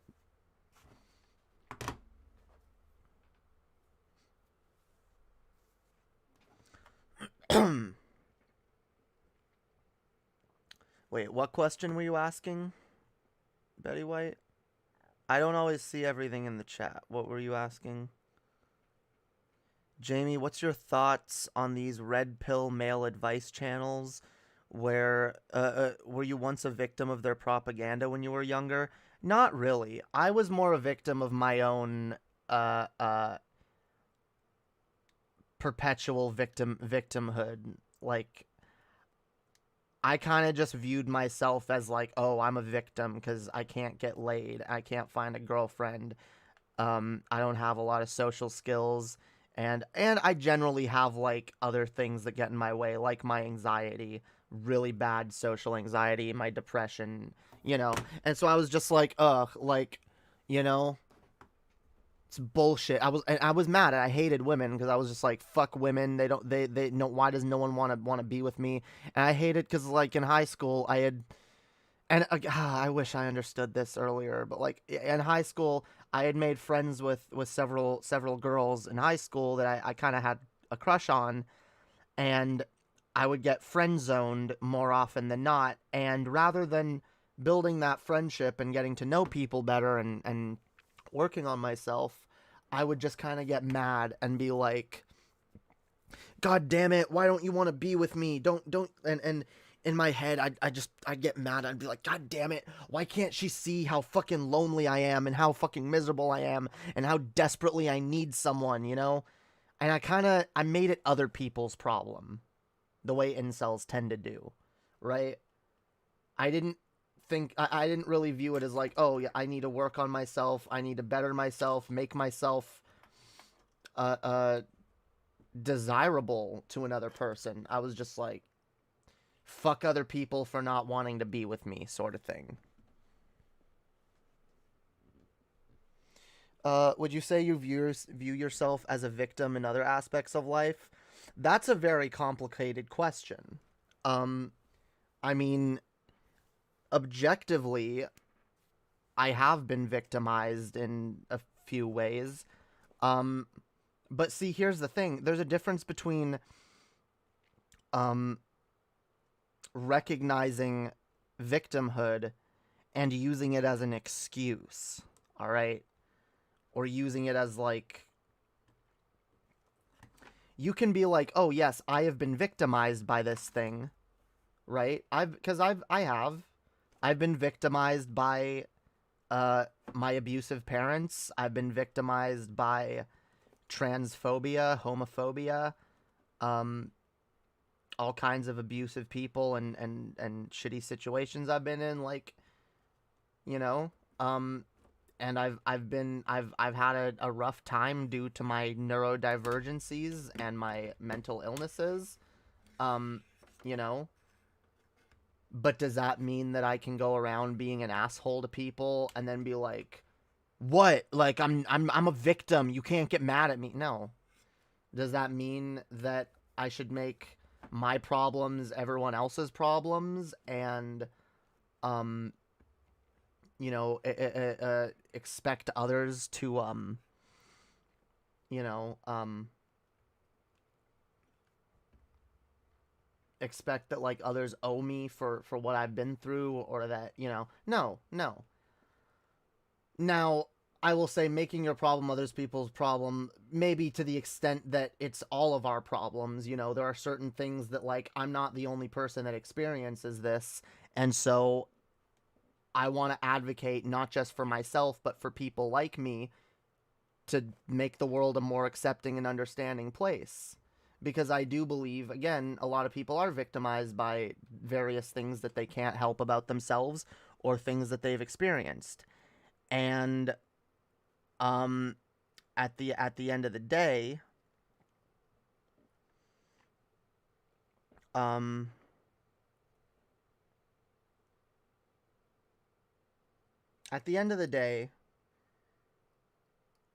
recognizing stuff like that doesn't mean that you shouldn't take responsibility for your own decisions. But by the same token, guys, just because you begin taking responsibility for your own decisions doesn't mean that you are suddenly to blame for everything that's out of your control. There's a balance to shit, guys. It's we gotta be nuanced about this.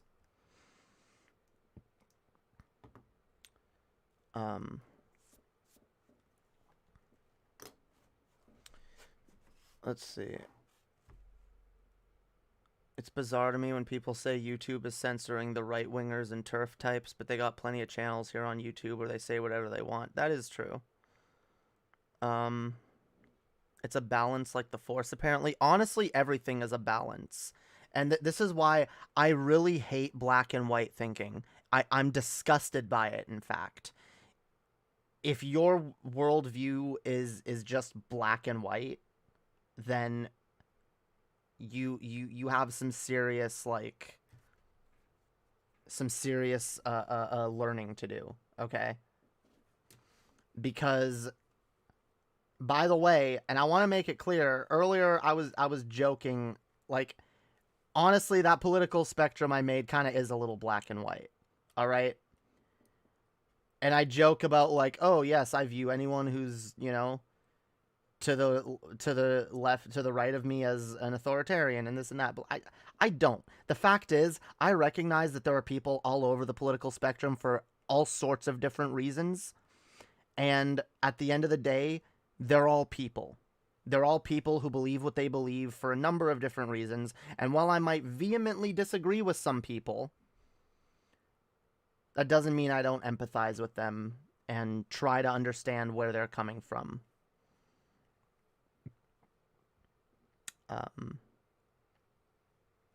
And we should all try to understand each other better. And we should have empathy for each other. And we should, you know, recognize the struggles that other people go through. And you know, the ways in which other people can be oppressed or marginalized or disadvantaged in one way or another. but we also have to recognize, and this is a thing that, like, because look, I used to, and I've talked about this before. I've watched old videos of mine where I was very self-victimy, and one of my best segments that I did was me pointing out my old one of my old videos where I was like, oh, you know, these people that, like, they just want to be victims, you know, these lefties, you know, they're all victims, these Black Lives Matter types, these feminists, you know, they're all just victims. Everyone wants to, you know, pretend like they're the biggest victim in the world, but they're not. And then literally out of the next breath of my mouth, literally the next thing to come out of my mouth in the same breath was, but my victimization, guys, my victimization is valid. And this is one of the things that I've learned, is that there's a balance here. You can recognize your own victimhood, but if you're gonna do that, you need to also recognize that you're not the only victim, not even close, and that there are absolutely people who are more victimized than you are. And there's people that are less victimized than I am that I also feel for as well, okay? And so at the end of the day, I want to make life better for all of those people, right? That's why I'm a leftist. That's why I believe in equality and a strong welfare state and all of that shit. Trans rights and gay rights and women's rights. All the rights, okay? Oh, fuck. Ow. Ow, why was I sitting like that? I was sitting with my legs crossed. I'm like, my leg is all sore now. Okay. It's fine.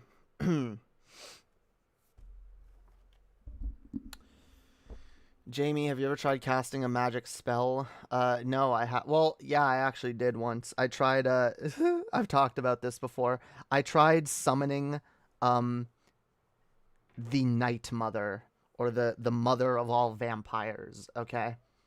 And I went out into the forest. I had like a little pentagram that I drew. I had some candles, and like I tried saying like a little chant or a prayer or whatever, and like nothing happened. And I was really sad because I genuinely believed that there were vampires, and I was like, you know, maybe if I do this, maybe one will find me and they'll turn me. Like I was really really delusional at the time. But yeah, I tried I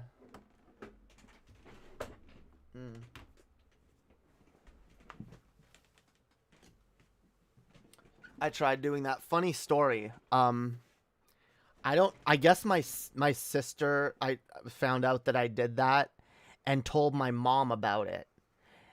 And when she told my mom was, I knew it.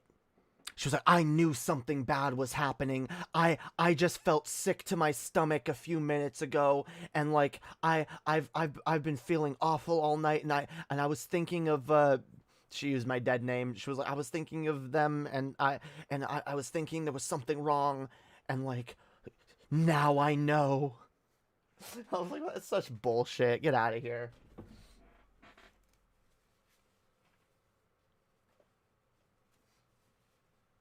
Yeah, she could sense me toying around with the demonic realm, you know? Yeah, she prayed for me, and that's why the vampires didn't come. That's why nothing demonic happened to me, because God wouldn't let them, yo. It's not because it's not real. It's because I was protected, alright? By my mother's prayer. Same reason I didn't get to see Manson in concert, yo. What would Marilyn Manson have done to my fragile little mind, you know, if my mother didn't pray for my bus to break down on the way back from LA? Holy fuck.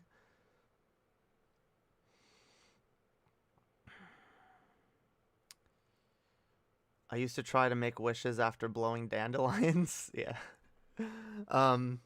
I used to be very superstitious. I'm not superstitious in the slightest anymore.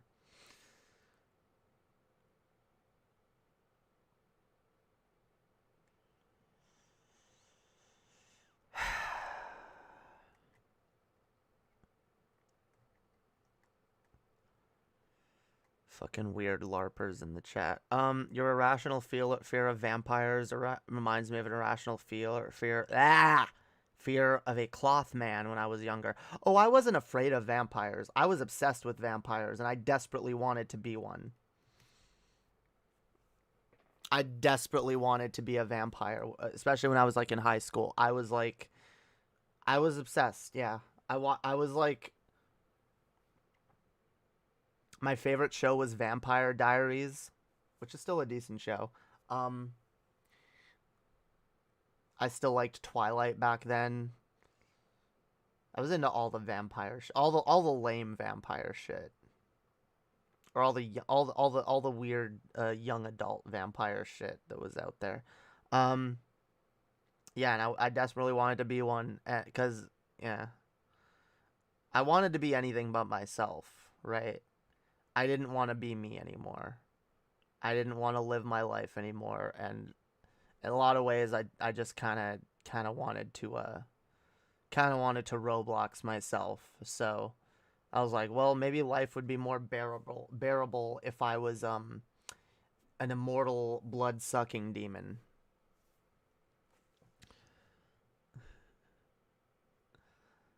Yeah.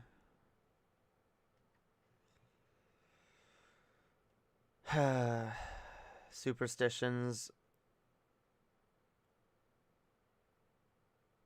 God damn it.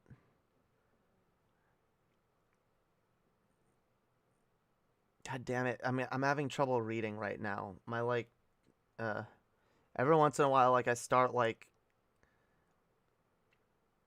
I'm slightly dyslexic, so every once in a while like letters start getting mixed up and I have trouble like reading a fucking sentence. Okay. I watched a ton of Blade and Underworld films. I wanted to become a vampire. I had a kink of Nosferatu. Damn. I'm vindictive against my family for being mildly disrespectful towards me. I think I'd end up in prison if I had your parents. Yeah, you probably would. I'm surprised I didn't. Actually, I did end up in jail once because of them. Not prison, but jail. Yeah. I got arrested when I was still a minor for going on a rant about how much I hated my parents and wished they were Robloxed. Then my sister recorded it and showed it to her school counselor, and they showed it to the police, and I got arrested, and it was one of the worst experiences of my life. But that is in the past. But yeah, I don't even blame my sister. I blame my parents. 'Cause my sister was still kind of brainwashed by my parents at the time. That's rough. Yeah, I spent 6 months on house arrest because of that. For wishing someone death. Yup. Apparently that's illegal here in Canada. Just wishing someone death. You don't even have to threaten them. Well, I guess they told me that what I did was threatening. Technically what I did, it wasn't even threatening. It was just like, oh, if I could, I would do this. You know, I wish I could do this, and then I'd do this, and then this would happen, and then, you know, I wouldn't have to fucking, they wouldn't be able to ruin our fucking lives anymore, you know? Rather than realizing, hey, this is a kid that's gone through a lot of fucked up fucking situations and is terrified of them or their siblings ever having to go back to their abusive ass parents. Instead of realizing that, no, they treated me like a fucking criminal. I forgot you're from Canada. I didn't even notice. I thought you moved to the U.S. No, I moved. I was gonna move to the U.S. because I had an ex that I had a thing for. We were gonna get married. That's not happening anymore. So I'm back in Canada. Yeah.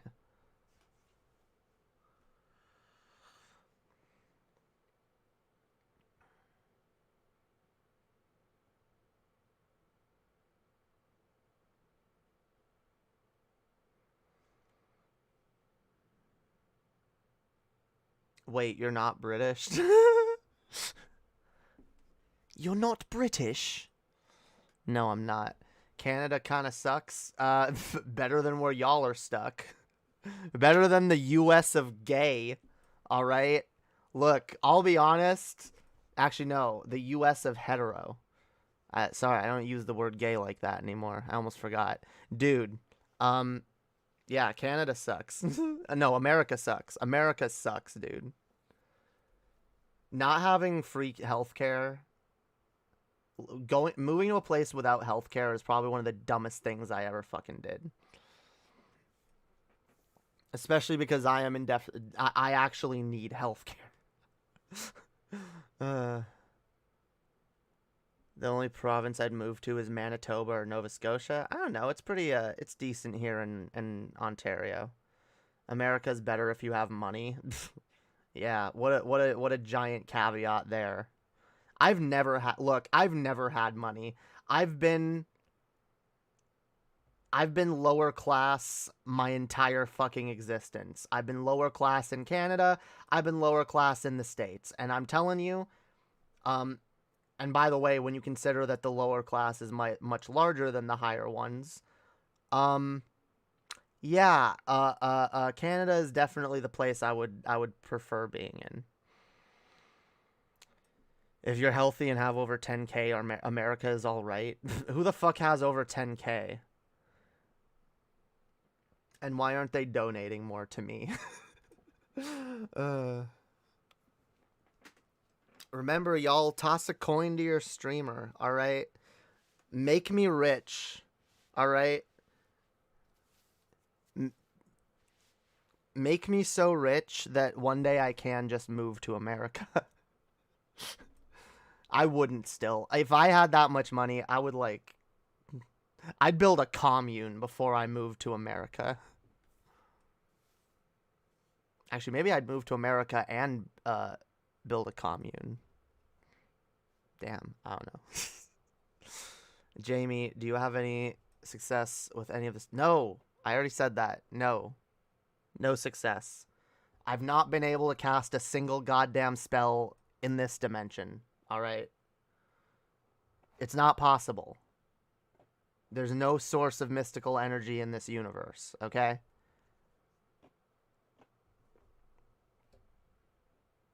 Maybe in other universes? I mean, definitely in other universes. All right? My homeworld, there's a ton of magic, okay? There's a ton of fucking magic. But, like, here? Nah. Nah. You humans are so lame, yo. You gotta rely on electricity and shit. I mean, what am I saying? I am human. Sorry. I get confused every once in a while. Yeah. I'm definitely human, I think.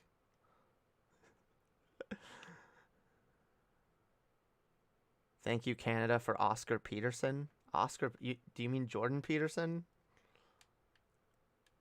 Alright, what am I doing? Let's finish this world. Or start it. I'm surrounded by Canadian expats. What? I don't know what that is.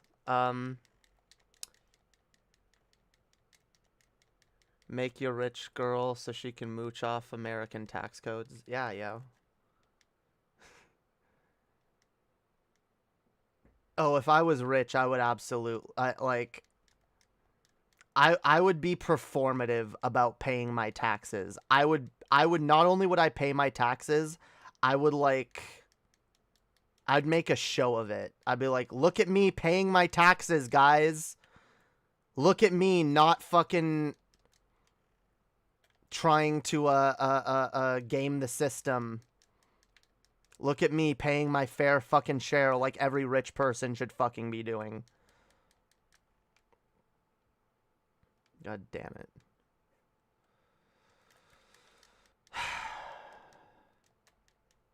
Yeah, make people rich who actually deserve it and or would be responsible with it.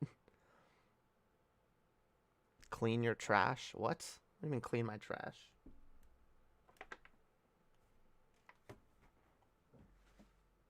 It's not full yet. All right? Fuck you.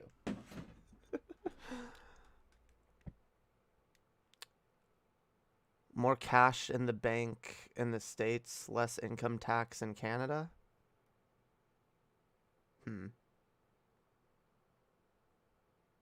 Yeah, I don't know. Jamie, it's never too late to become a witch. Maybe you should pick it up again. I'd love to, but I don't think that's going to be possible in this life, okay? Sorry. I mean, I'm human, guys.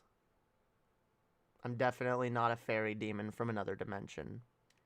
Definitely, definitely not. You're insane for even thinking such a thing.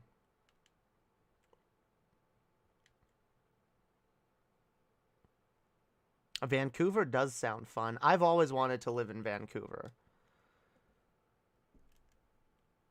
I want to move out west one day.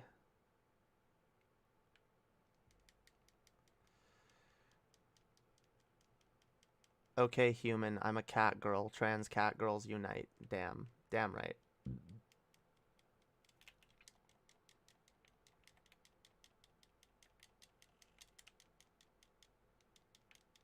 I identify as a fucking Time Lord, okay?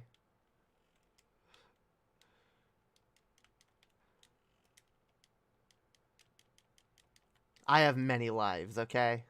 This is one of many.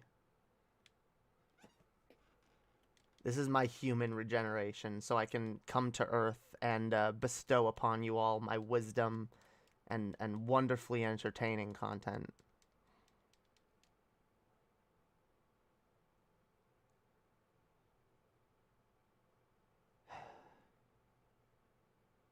Again, whatever LARPy shit about your supposed imaginary daughter. I don't know what you're on about, but like it's clearly a really bad attempt at like being a character. I don't know. Whatever. I'll just go back to ignoring it. Do you go to Tim Hortons? I wish they had them here in Georgia. Yes, Tim Hortons is pretty dope. In fact, I wish I had a Tim Hortons closer than a McDonald's because I would go there way more often. Aren't we all Time Lords? Yes. We are, guys. Little known fact, we are all the Doctor, okay? The truth is, the Doctor is literally every being that has ever existed. The Doctor has had many lives that they do not remember, and they will have many more lives. And all those lives that they did have and will have that they don't know about are the lives of every single person that has ever existed on Earth, okay?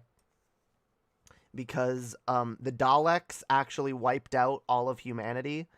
So the Time Lords came up with a brilliant solution where they basically bent time and created like infinite versions of the Doctor at different points in time, but all happening at the same time. So like in order to replace all the humans that were exterminated. So we are all the Doctor. And when each of us die, we regenerate into another person that gets born, and it's an endless cycle. If that would probably be like, I know people joke about really bad like Doctor Who ideas, but like that would probably be the worst retcon of all time. I think I literally came up with the worst retcon of all time. Way worse than the Timeless Child.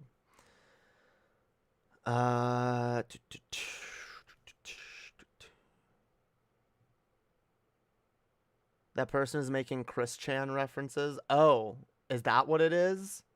Okay, that makes me even less, Oh, there... Okay, yeah, you can just ban that person then. Fuck off. I... Not only...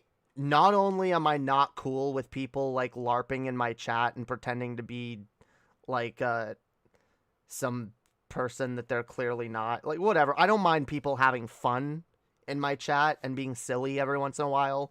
But, like... It crosses the line on infinite levels when you're doing it related to the Chris Chan shit. I want nothing to do with Chris Chan or any of the memes related. No, I'm not slow on the take, motherfucker, and I know you're a sock account. I've known you're a sock account. I've been ignoring you because you weren't that annoying, but like I'm not slow on the take. I just avoid that bullshit because I think people who pay attention to Chris Chan are disgusting. I think people who perpetuate that whole drama shit, people who engage in it on any level are disgusting and should be fucking ashamed of themselves. Let it go. Let it fucking go. At least you're not misgendering her like most people do when they talk about her, but like, oh my fucking god, is it cringe? Do you people like really like is this the best use of your time hanging out in my chat trying to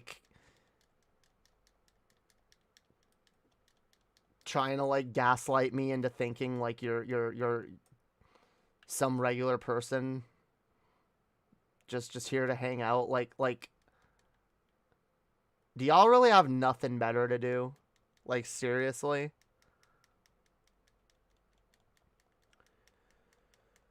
Yeah, I don't even like saying because whatever. I don't know. I guess it's Christina Chan. I just don't. I don't care.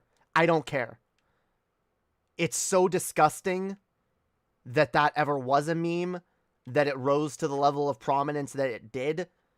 Everyone involved should be fucking sickened by themselves, and anyone who perpetuates that stuff is a disgusting, worthless member of society as far as I'm concerned. Holy fuck. Go get a goddamn life.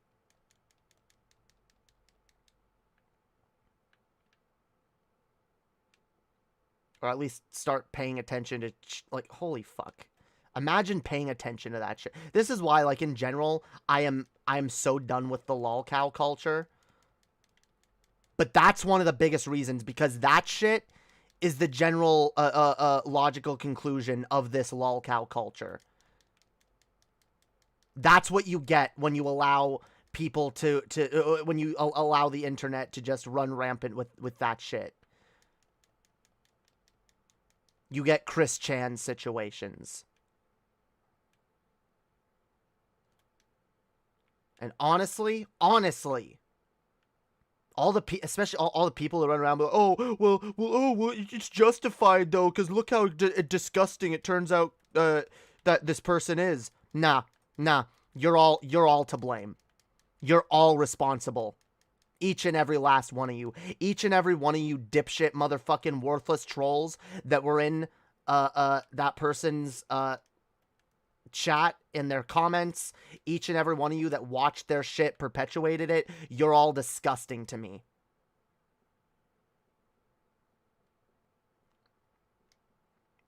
And I want no part in it. And I will never have any part in it.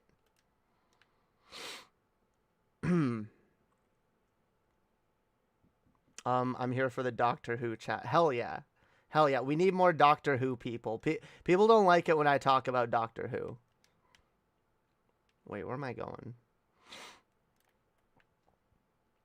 People are like, God damn it, Jamie. I don't know anything about Doctor Who. Stop talking about it. I'm like, nah. Doctor Who is based. It's dope. It's doper than the Pope.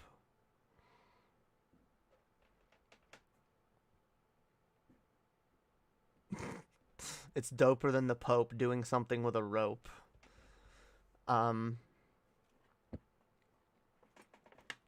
Yeah. I'm excited for the New Year's special. I guess we're getting the end of the Dalek trilogy. I guess the Dalek New Year specials are gonna be like a trilogy, which is pretty cool. I liked the first two. I really did like them. And honestly, after the shit that we had to deal with in Flux, after all of that, very convoluted nonsense, it'll be nice to just have a normal Doctor Who story. And honestly, if they do another good job at, like, because I'll be honest, I would say Resolution and Revolution of the Daleks are probably two of the best treatments I've seen for the Daleks in a long fucking time. Like, let's be honest, in the last few years, in the last few seasons, Daleks have been kind of misused. They've kind of been done dirty, all right? They've gotten boring. I think Asylum of the Daleks was it was kind of interesting, but since then, like, we really haven't seen many interesting Dalek stories. I mean, I guess I like the Magician's Apprentice and the Witch's Familiar. I like that one, but that's more of a Davros story than a Dalek story anyway. When are they going to announce the next Doctor? I don't know, but I'm really hoping it's Joe Martin. I'm really, really hoping it's Joe Martin. Holy shit, that's news to me. Russell T. Davies is coming back. Oh yeah, Russell T. Davies is coming back for he's gonna I believe he's starting with the 60th anniversary special. So we're getting 3 more specials.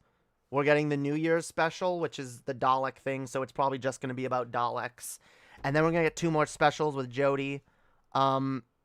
Probably going to wrap up the whole Division, Timeless Child, Fugitive Doctor arc, all of that shit. And I hope that it ends with Jodie regenerating into Joe Martin. Because, look, even if they establish for certain, which they... By the way, they haven't 100% said, like, definitively she is a previous Doctor. I still think they never said that the Division wasn't necessarily in the Doctor's future. It could be. It could be in the Doctor's past and in the Doctor's future. Or, even if it is, even if Joe Martin is a past Doctor, alright,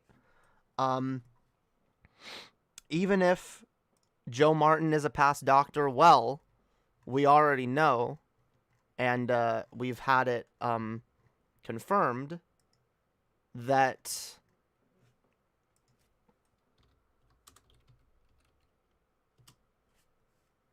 where is it? There it is. Huh? Whoa. Give me this, Yeah, we've already confirmed that the Doctor can possibly revisit some of his some of their old faces, right? We know that's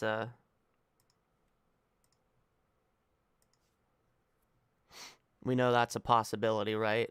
With god damn it. I hate OBS so fucking much.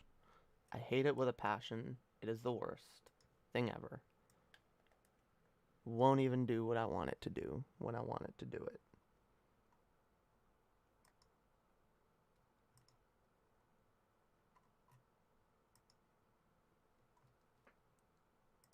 There you go. Yeah, see? The Doctor may very well be able to revisit some old faces. And while I will say, I do agree with the idea that I don't think they ever should bring back an old Doctor, because I don't want them to go backwards, and I don't want them to just I don't want them to just rehash the David Tennant era. We had David Tennant. I love David Tennant, but like, let's not go back to him, please. Let's get a new Doctor. That's the nice thing about Doctor Who, is that it's always changing and it's always evolving. Right? So I want a new Doctor. I don't want to go back. But there are a few exceptions, okay? There's a few exceptions that I have to, like, yes, I wouldn't mind going back to old Doctors if it was either Paul McGann, because Paul McGann never really got a proper run on Doctor Who. He had one shitty movie, which isn't great. He did a lot of good audio stories. He's actually a really good Doctor in the audio stories. But yeah, he never got to play the Doctor for any extended length on the show. So I would be fine with bringing him back, but maybe not for 3 seasons. I would maybe for 1 season and then go to a new Doctor. I'd be okay with bringing Joe Martin back, because Joe Martin also never got a chance to play the Doctor. And I guess I would have been okay if they did that with the War Doctor, but they can't now because John Hurt is dead. And I would not be okay with bringing back... I'm not really okay with bringing back actors to play dead Doctors or dead characters anyway. Well, depends.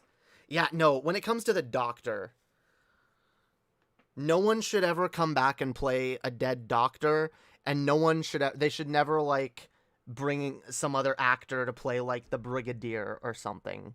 Like, that would be extremely disrespectful. Although not nearly as disrespectful as digging up the Brigadier, making him a Cyberman, so that the Doctor can salute him one last time. But I actually kind of like... I don't know. I know a lot of people view that as really disrespectful. I kind of like that. I'm enjoying... Yeah, okay, David Bradley did a good job as the first Doctor, though. I think he did good, and I do like it.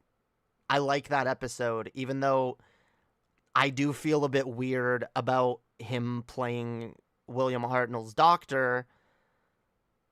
It's David Bradley, and I love David Bradley. I'd honestly love to see David Bradley play his own incarnation of the Doctor. But if he was going to play anyone else's, it would be... Like, he is good at doing Hartnell's Doctor. I just think it's never going to be Hartnell, though.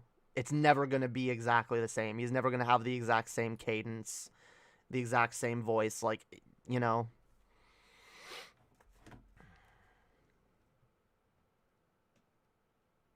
Paul McGann is hella dreamy. He is cool. Sam Neill would be amazing. Not feisty enough in my book. Who's Sam Neill? Wait.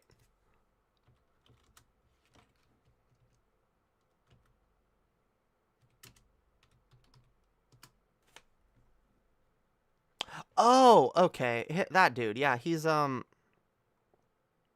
what's he been in? Has he been in Doctor Who? Has he? Wait. I feel like I've seen him make a cameo in Doctor Who. Maybe not. No.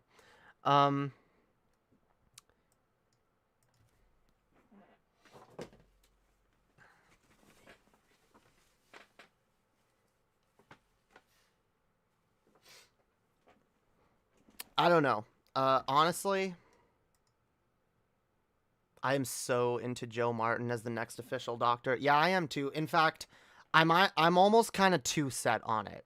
Like, I'm so set on it that, like, I really don't want there to be another Doctor. I don't want it to be anyone else, and I'm gonna actively be disappointed if it's anyone else. Who? Here, let me just search that person.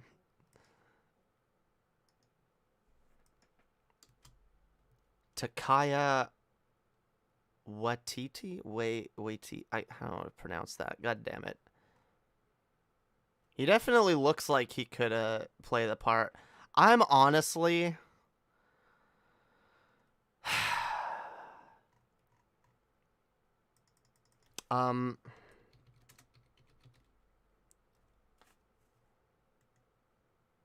what's his name? Fresh.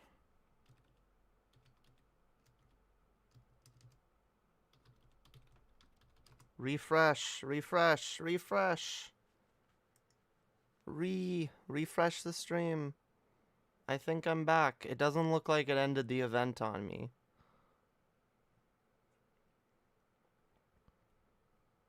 Yeah, we back. Hells yeah. Alright. Holy shit. MI6 kidnapped Jamie over her takes on Doctor Who. Damn. Yeah, the BBC's mad at me because they're scared of me because they just heard me say that, like, I'm not going to accept anyone other than Joe Martin as the Doctor. They were like, fuck, we gotta put a stop to this.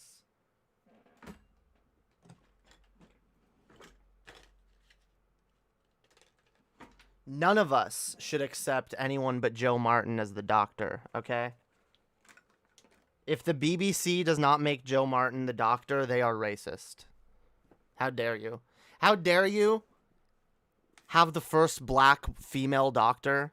The first black doctor? Like, whatever, we already have the first female doctor. How dare you have the first black doctor and have her be really good and then not give her her own run as the Doctor properly? So yeah. All right, what was I looking at? I was trying to show you guys because someone was telling me. All right.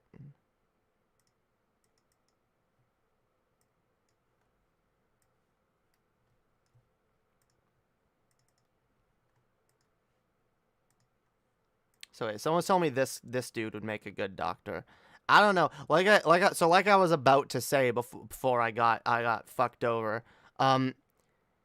See, here's who I'd like to see be the next Doctor. If we're gonna go with another white dude, which I'll be honest, I don't really want to. I don't like. Look, I'm not saying the Doctor shouldn't be a white dude again, but like, I don't know. There's a lot of other actors out there that do a great job as the Doctor.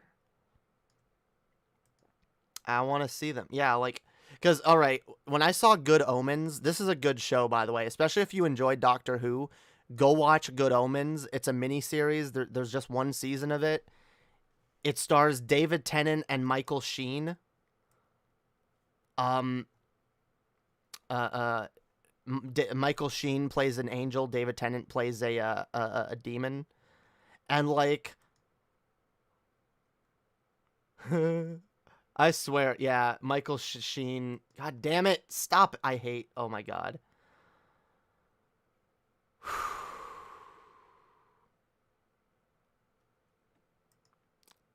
Fine, I hate these stupid sites. Yeah, like he was already ruled out as he's been voted fan favorite. Oh my god, I hate these ads. Fans have wanted him to play the Doctor, and yeah, after his performance in Good Omens, I can really see why people want him to play the Doctor. I want him to play the Doctor. I especially loved his he had great chemistry with David Tennant, and like in a way that made me feel like, oh yeah, he'd be a great Doctor. But he doesn't want to be. And it doesn't seem like he's gonna be. Like I said, honestly, I hope it's I hope it's Joe Martin. I hope it's Joe Martin or... Okay. Who's my other choice? Oh. Olivia Colman. Olivia Colman would make a great Doctor. Nope.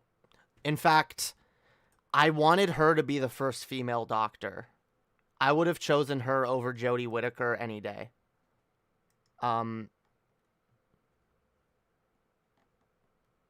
Yeah, and if you've seen her in various things that she's in, then you'll realize why.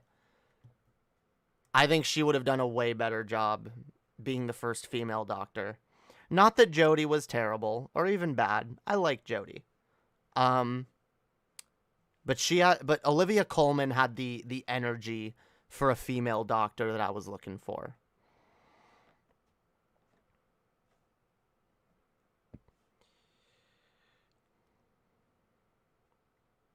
Geo was not great. The ending was... Wait, what? What wasn't great? Geo? Clint Howard would make the desk. Oh, Good Omens? I liked Good Omens. The ending was kind of rushed, yes. But in general, I thought it was a fun show. And I thought the performances were really good. Like I said, look, I love David Tennant. I love seeing David Tennant, especially play a character like that. It's a lot of fun to watch. And his chemistry with Michael Sheen as well, like, it was just really good. I love those characters. You know, even if you're going to come to me and be like, oh, like, it's not as good as the books or this or that, or it has its issues, whatever. I recognize that. But, like, in terms of the world that's being built and the characters that are being portrayed, I love it. And I want more, honestly. I want to see Michael Sheen and David Tennant as those characters more. I want to see more of them as those characters. Like, a lot more. The BBC would not pay Olivia Colman what she's worth. No, I know that. She's already said that she's not interested, which is unfortunate. I don't know, like, in general, I think they need to start, putting more money towards who plays the Doctor. I think they need to start paying the Doctor more, because, and I get it, like, it's kind of been, look, it kind of has been a tradition that, like, it is generally lesser known actors that get the role, and they tend to become bigger after playing the Doctor. But, like, I don't know, there's so many bigger stars that could play the role that would do a really great job.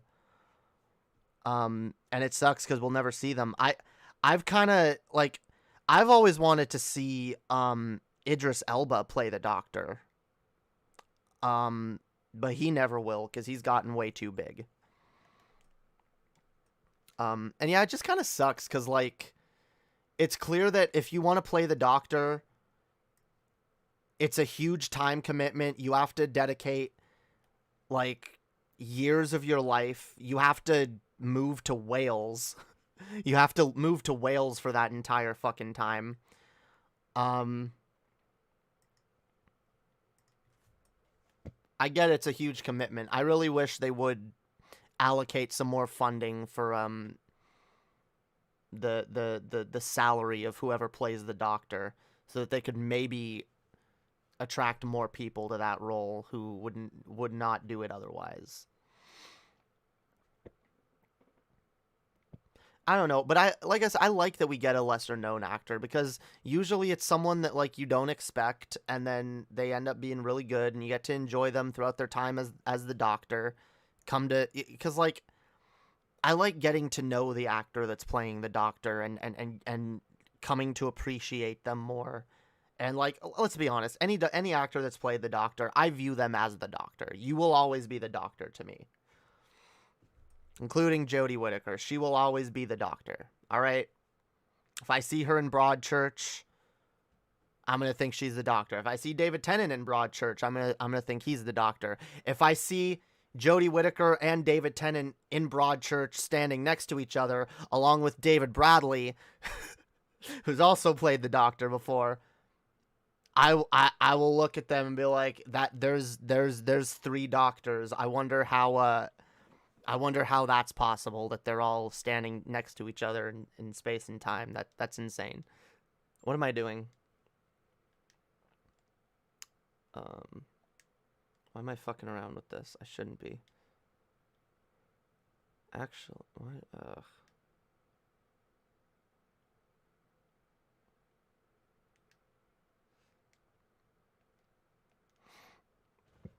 Toss a coin to your streamer. Yeah, Benedict Cumberbatch is also who I've wanted.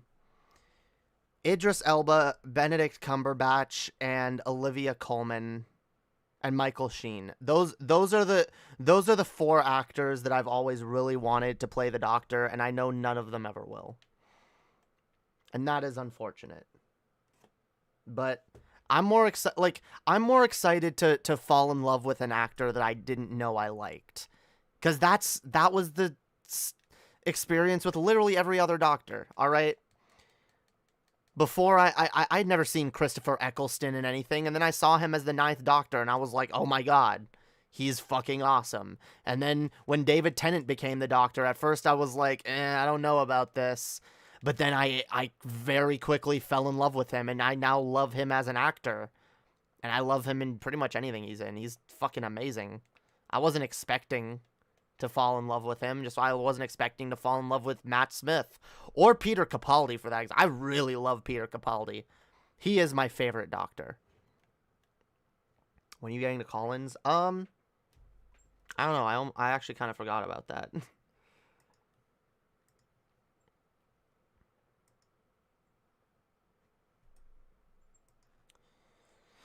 Yeah, Idris Elba's not moving to Wales for that long to be the Doctor. What about a younger looking Doctor? Youngest Doctor was around 28. What about someone in their early 20s? I think that's too young. I think if you're the youngest you could... Yeah, I honestly wouldn't go younger than like 28, 25, maybe 25.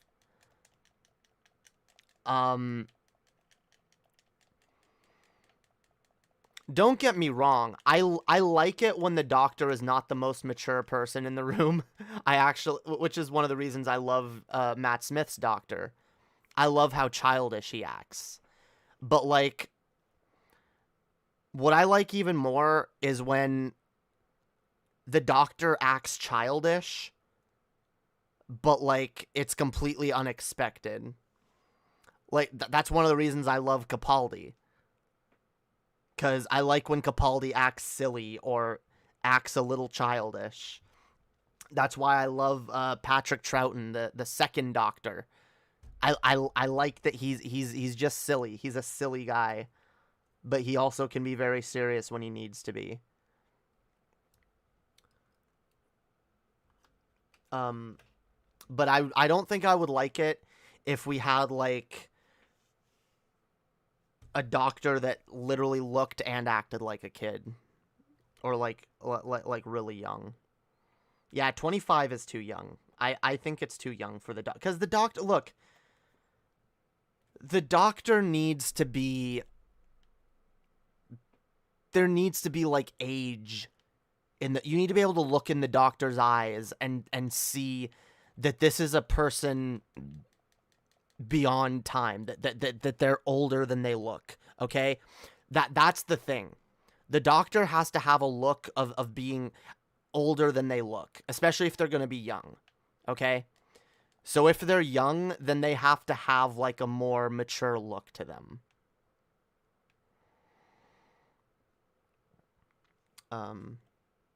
What about a teenage Doctor? No. Just no. Rowan Atkinson would be a funny Doctor. If he, Rowan Atkinson has played the Doctor. He's played the Doctor in a parody, in a Children in Need special. I actually watched it for the first time the other night. So yeah, they used to do these specials for like charity. These like Doctor Who specials. And interestingly enough, So, what's it called now? God damn it, I forget what it's called. I literally just watched it last night.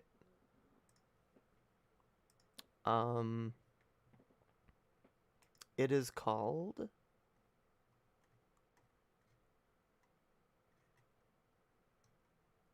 Oh, Curse of the Fatal Death. Okay? Doctor Who, The Curse of the Fatal Death. And it was made in, like, in the 90s. At some point after the movie, but before the show was rebooted. And they have a few people play the Doctor. Rowan Atkinson plays the Doctor for a short time. Hugh Grant plays the Doctor for a minute. I think within the one little special like which isn't canon in the slightest, by the way, but within the little special parody episode, like four or five different people played the Doctor. And I will say the unfortunate thing, the ending of it was the Doctor turns female, and that ends up just being the joke for the rest of it is, haha, the Doctor's a woman now, get it? The Doctor's a woman. She has to... Yeah, it was written by Moffat. That's the insane thing. It was written by Stephen Moffat. Like, that's like... I don't know what to say about that, because other than Stephen Moffat's writing has definitely fucking evolved. Holy shit, has it evolved since then? Because I'll be honest, that Curse of the Fatal Death is not very good. It's not. It's a little silly. It's got some funny moments. Especially like there's a moment where the Doctor and the Master both arrive at this place, and they start like one-upping each other. The Master's like, "Ha! I knew that you would be here, and so I arrived an hour earlier, and I bribed the architect to do this." And then the Doctor's like, "Ah, well, I knew that you arrived earlier and bribed the architect, so I arrived even earlier and bribed the architect first." And the Master's like, "Yes, I knew that, and I came and I bribed the architect even further." And like, and that's kind of funny. There's also a funny joke in it where the companion's like, "Doctor, why is it that the Daleks never seem to kill you, or they're always about to kill you, but then they change their mind right before they do, and then you get away?" And the Doctor's just like, "I'll explain later." And like, there's a number of gags where like someone it's like, what's the deal with this? And the Doctor's like, "I'll explain later." and the joke being that it's never gonna be explained. I like that. There's a couple good jokes. Unfortunately, like Rowan Atkinson really doesn't even get to do much as the Doctor. It's just kind of him doing an impression of Doctor Who rather than Rowan Atkinson's take on the Doctor. So I have no idea if he'd actually be good at it or not. What if the Doctor regenerated into a corpse? Yeah, dude. We can have well, we had like the burnt crispy Master, so let's have a burnt and crispy Doctor. They should cast a Welsh Doctor at this. They really should. That's actually something that's kind of blown my mind. Why haven't they cast a Welsh Doctor? Cause like, yeah, we know the show is done by BBC Wales. We know that whoever the Doctor ends up being has to move to Wales during their filming. Like, why not just pick a Welsh person? I would like to see a Welsh Doctor. It'd be a nice change. We had a Scottish Doctor. Give us a Welsh Doctor. It's unfortunate we didn't get an Irish Doctor. David Tennant could have been the Irish Doctor, but he put on a British accent instead. What if Zale Song played the Doctor?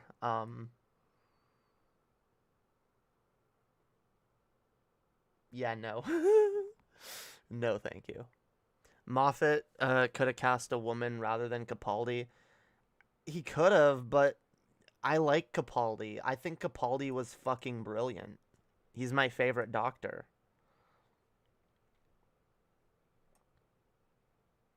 Yeah. And hey, Jodie's the first Chav Doctor.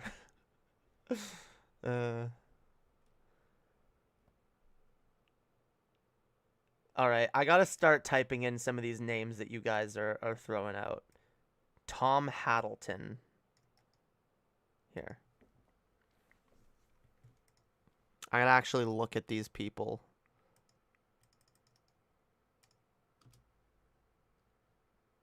What? It's not a person, apparently.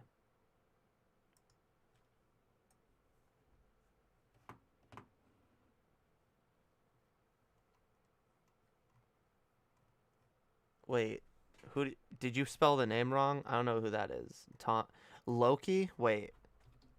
Is he the dude that plays Loki?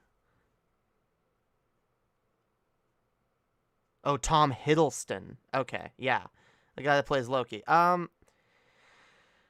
He'd be an interesting... See, I just don't know. I want to see something different. Like, I'll be honest, all the, like...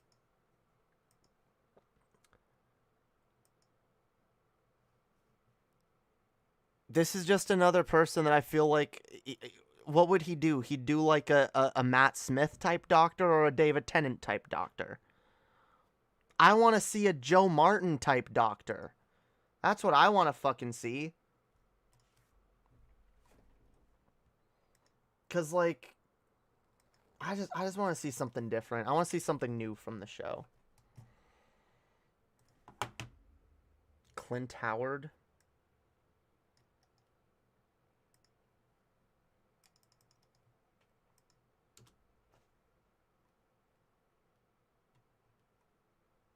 Yeah, I don't know. I guess I'd have to see any of these people, like, actually, like, acting to know how well they would be a doctor. Hiddleston would be too safe and predictable. Also, BBC can't afford him. Yeah. BBC definitely can't afford him. I don't know if an Irish actor would be for such a British role. I mean, David Tennant is Irish. He puts on a British accent. Thomas Brody Sangster? I don't know who the fuck that is.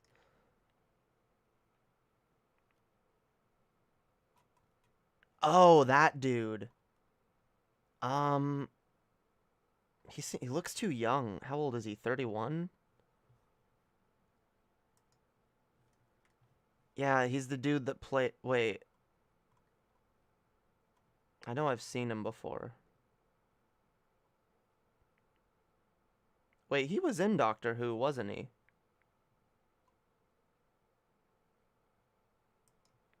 I swear he's been in Doctor Who before.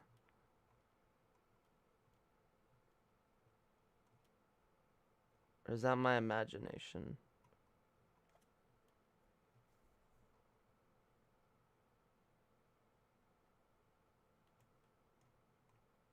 Maybe not.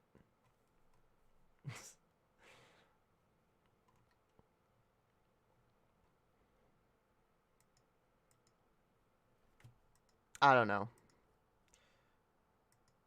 I'm kind of just tired of white male doctors at this point. I don't know why. Like, I don't know. It just seems boring at this point. Because, like, again, like, we got the first female doctor, and I'll be honest, she's not my favorite. And I'm kind of sad that she's not my favorite, because I want her to be. I do. I want to love the first female doctor. I want to absolutely fucking fall in love with the first female doctor. But I didn't. So, as far as I'm concerned, I'd like to see them try again. And again, they don't even need to, like, they don't even need to take a risk at this point, Because we already know Joe Martin is really good at the role. So why would we have anyone else? Capaldi also played a different role in Doctor Who before he... Yeah, I know that. Tennant is Scottish. He's Scottish? I thought he was Irish. I've seen him do an Irish accent before. I guess he is Yeah, he is Scottish. I don't know why I thought he was Irish. I have heard him do an Irish accent before. Yeah, no, you're right. He is definitely Scottish. Matt Lucas. No, Matt Lucas wouldn't make a good Doctor. Trust me, I loved Nardole. He was a good character. All right? Matt Lucas was really fucking good as Nardole. I don't want to see him play the Doctor. I don't think he'd be terrible. I don't think he'd even be bad at it. I like him better as a comic relief sidekicky character.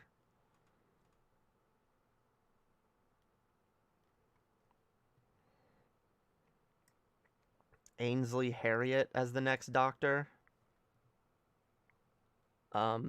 Maybe. What's he been in? Yeah, I have no idea. I've never seen him act, so I don't know who this is.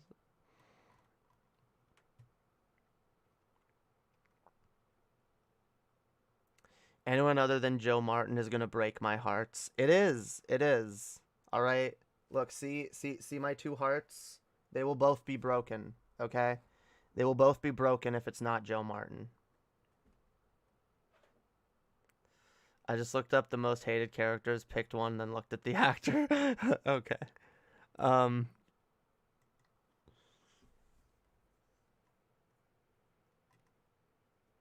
Oh, really? He's one of the most hated characters? I like him. I really like him. He's cute. His character is really cute, really sweet. I really like Nardole. Nardole is actually a really sweet character. And I think he makes a really good companion for 12, for number 12, Capaldi. Yeah. I like the dynamic between him, Capaldi, and Bill. I think they make a nice little TARDIS team. In fact, I would have liked to see the three of them in the TARDIS for longer than just one season. Lol, Jamie is hella Canadian in my book. Damn. Yeah, a lot of people are like, what? You're Canadian? Yeah, some people have trouble believing that, and other people have no trouble believing that. I agree with you that old white male doctors are kind of boring. Personally, I would prefer an attractive young white male doctor. I mean, we've also had that. Look. When you look at the 12 actors that we've had as the Doctor, okay? Here's how I view it.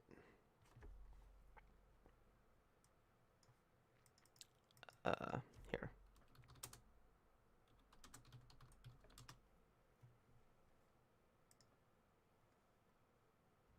Give me a picture of the Doctors. All right, look.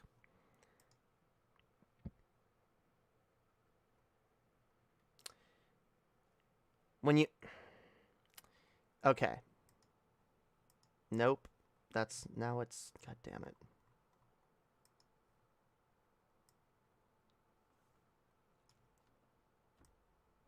All right. So look, when you look at the actors who have played the Doctor so far, okay? You look at all of them up until Jodie, you see a pattern, okay? And I'm not saying it's a bad pattern. I love all of these. I do. I genuinely love each and every one of these actors as the Doctor. I do. I love them all. I even love John Hurt, even though he barely gets a chance to shine as the Doctor. I love them all. They're all amazing, okay? But it's very clear when you look at this pool of actors that they were working with a very limited potential pool of actors, okay? The Doctor had to be a white male that is generally older than his 30s. Okay? And now that we have Jodie Whittaker as the Doctor, we've kind of broken that template, right? And so it's not that I'm against white male doctors. No, I've loved every doctor that we've had in one way or another, with the exception of this worthless motherfucker over here. Yeah, fuck Colin Baker. But like generally they've all been pretty good, okay? And now some people have argued Jodie Whittaker isn't a good doctor and they just picked her because she's a woman, which I disagree with. I don't think that's the only reason they picked her. And I genuinely do think that with better writing, she could have done amazingly better, okay? And I know people are like, oh, well, now it has to be someone, a person of color or a woman or this or that. And I'm sitting over here, I'm like, well, no, it doesn't have to be. But the fact that it can be now opens up a shit ton of new possibilities. A shit ton of new actors that could play the role. A shit ton of new groups of people that could see themselves represented in the Doctor. And I personally like seeing myself represented in the Doctor, which is one of the reasons why I especially love the fact that the Doctor did regenerate into a woman. No matter what people might say against that, it means something to me, all right? To have a character that I've already identified with, I've already loved and had a very strong affinity for, and see that character go from being male to female. Like I've said before, even once the Doctor eventually regenerates into a man again, it's never gonna undo the fact that for me it was really cool to see a character become female like that, you know.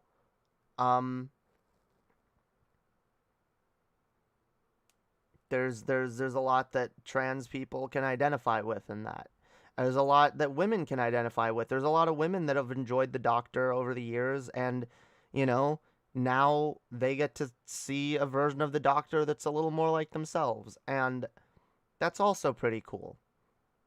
Because the Doctor, we've always known that the Doctor could look like anything, could have any face.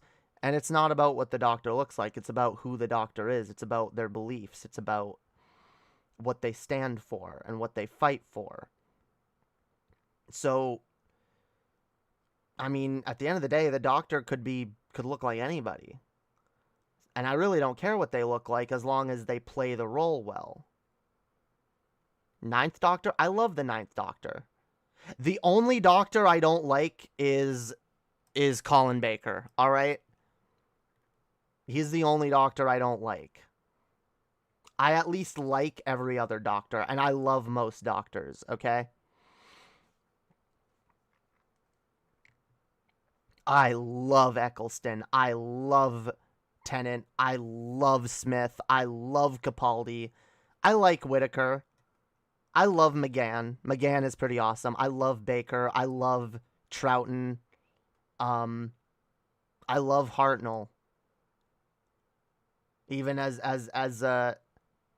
different as the show was back then, I love Hartnell. He's a fucking really endearing character. I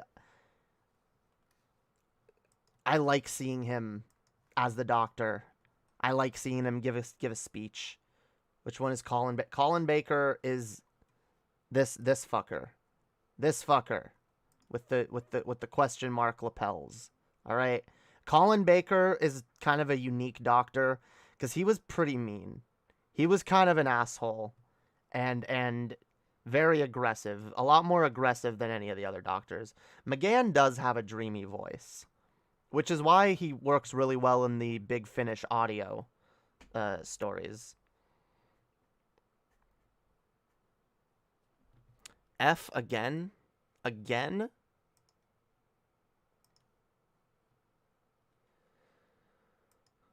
You're not too keen on Eccleston? What's the... tell me why that is. I'm curious why that is, because I love Eccleston. I wanted to see more of him. Yes, they're all old. I get it. They're not all old. I mean... Peter Davison... Peter Davison was the youngest doctor at the... Well... Tom Baker was the youngest doctor for a time, right? Because he's very clearly younger than these other three. But then Davison was even younger. And he was the youngest doctor until Smith? Yeah.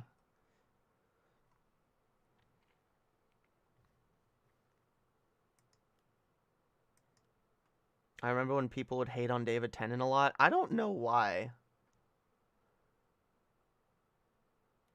Bottom third from the right looks mad dorky.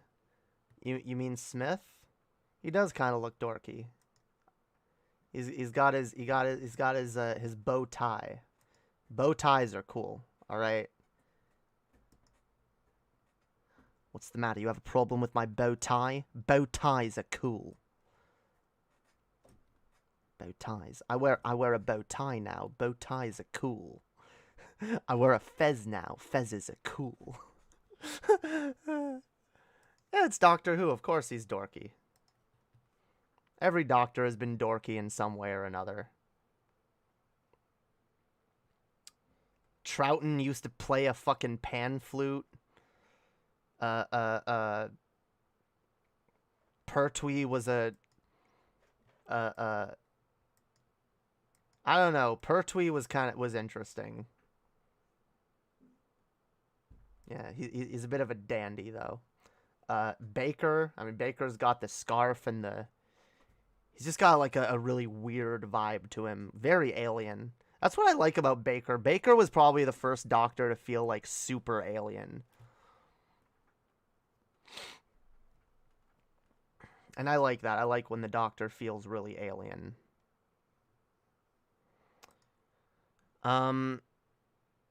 Eccleston seems more somber, in my opinion. Not such a family actor, in my opinion. I mean, I don't know. He definitely was a different take on the Doctor, but I think it was good. I think it was brilliant. I think he did a lot of really good moments. Especially in episodes like Dalek or The Empty Child. He gave really good speeches, and he had me believing that he was the fucking Doctor. Maybe, and I'll always have like because he was my first, so I'll always have a special connection to his Doctor in general. Stop. We're not getting an early 20s Doctor. It's not happening. Which person in your life, real life than online, would be the worst Doctor? I don't know. Someone earlier said Zale Song should be the Doctor. Yeah, that's probably a good choice for not a great Doctor. I like Zale as a person. I don't think I'd like Zale as a Doctor. Trust me, I'm the Doctor. I'm the Doctor, and I wear a fez and a bow tie, and I'm cool.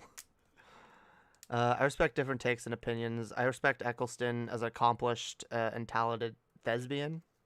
He definitely is that. He definitely is that.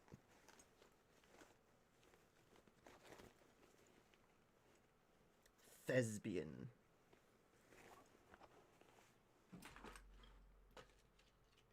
Where the fuck? I thought... There it is. Okay. Gucci. She cut my heart out with a Gucci knife. Yeah. Alright. We gonna roll a J. Fezzes are cool. How would your father play the role? Jesus. He wouldn't, first of all. For a number of reasons. My father does not like Doctor Who. My mother likes Doctor Who. I actually got her into it before I stopped speaking to her. But yeah, my father always is annoyed when she watches it. And yeah, just in general, my father's very character is extremely antithetical to the Doctor. Like, my dad's too much of like an arrogant dick bag.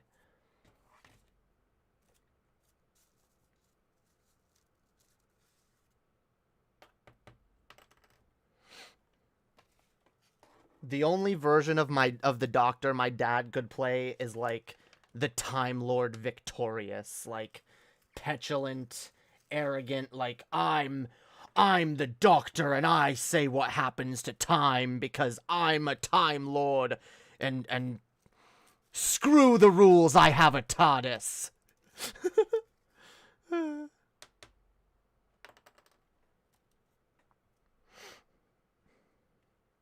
A Greek supremacist playing a very British role. Yeah, that wouldn't work. Betty White should unironically be the Doctor. Yes. Betty White for the Doctor. I unironically would love to see Betty White, maybe for just like for like a comedy special, right? For like one of those one of the Children in Need specials, or the yeah. Like, just see Betty White for 5 minutes playing the Doctor. It would be hilarious. I want it. I actually want that so bad.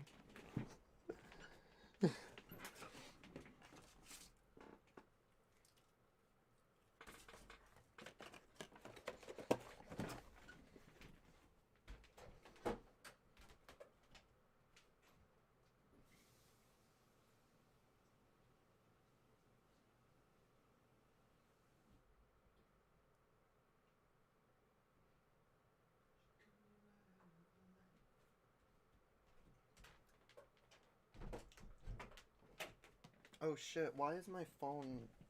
Oh no! Oh shit, my phone's been dying this whole time. Why the fuck didn't my phone has been sitting here with the screen on. It didn't even go into sleep mode. What the fuck? Oh god, okay. Well, now my phone's dead.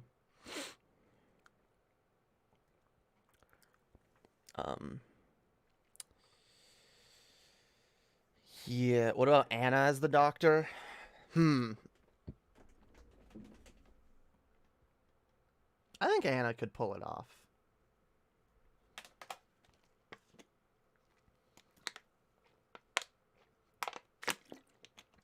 There was honestly a time when I dreamed about one day playing the Doctor. I actually kind of still do in a way, but I used to know how I would play the Doctor, and now I don't.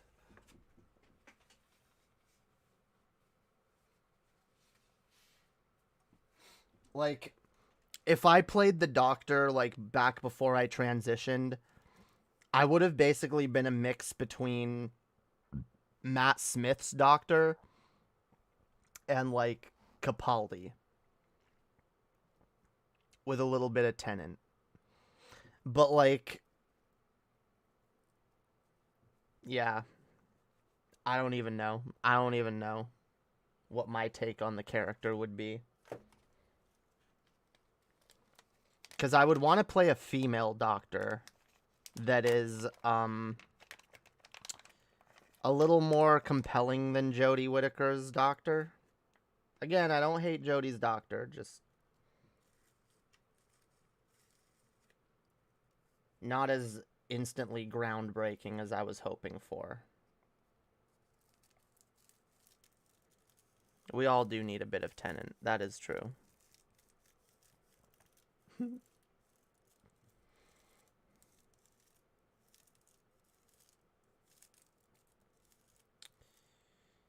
Yeah. I want to play an antagonist in the Doctor Who worlds. Yeah, I'll be honest. See, I'd probably actually have more fun playing the Master. That's who I'd like to play. I'd like to play the Master.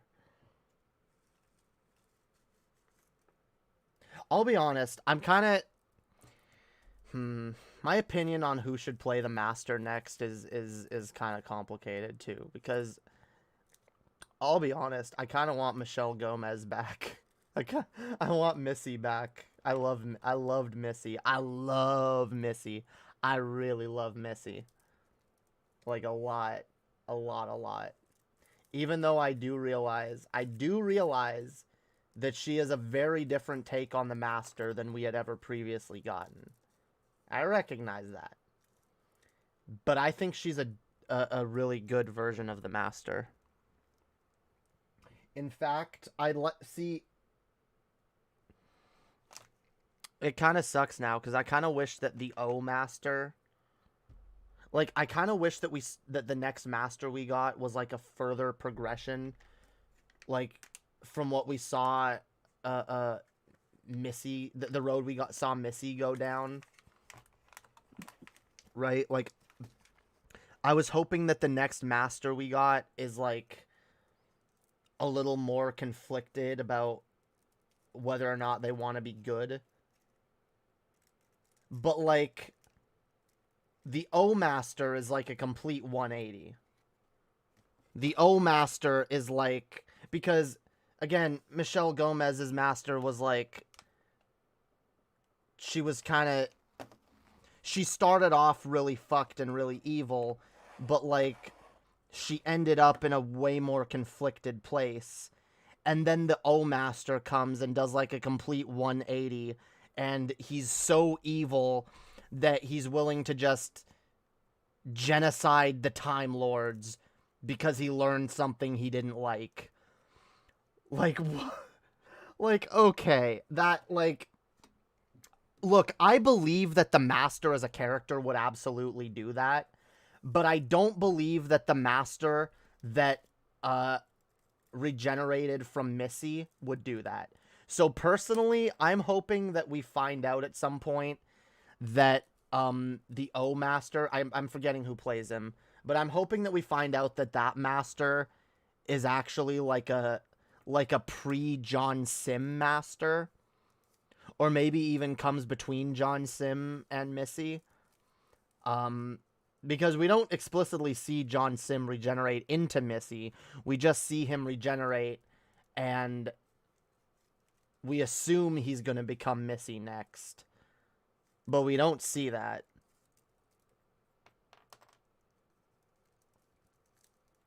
We see him kill Missy, and then,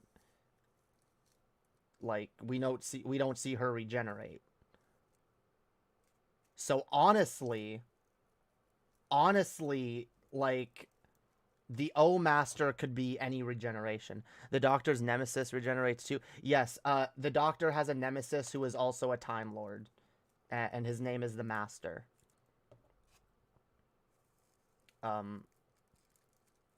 Yeah, the Master's a pretty interesting character. He's basically like,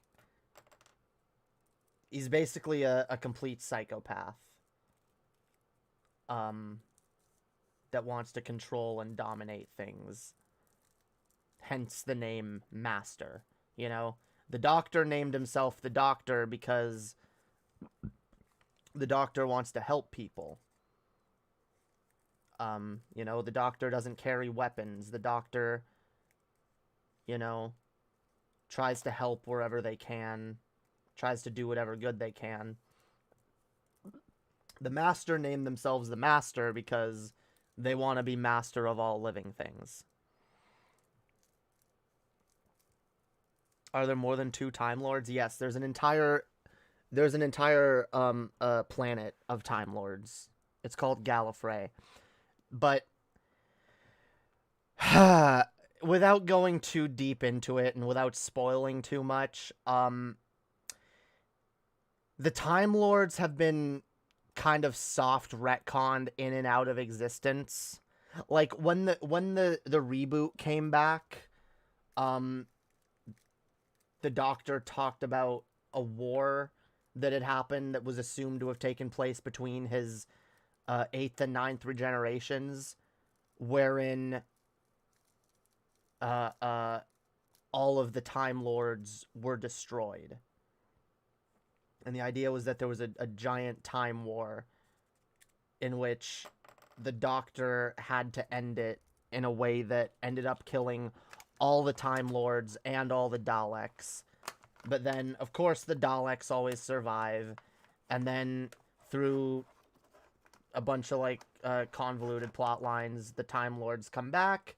And then they disappear again. And they're always out there, but there's, like, periods of time where it's like, okay, the events of the Time War are in a time lock, so you literally can't time travel to it. It's locked. The events are locked in like another dimension. And then there's times when the Doctor can go to Gallifrey. Currently, the Time Lords are extinct again. I don't know if they're gonna undo the extinction of the Time Lords. I don't really care. I honestly think the Time Lords, like, we shouldn't see any Time Lords other than the Doctor and the Master.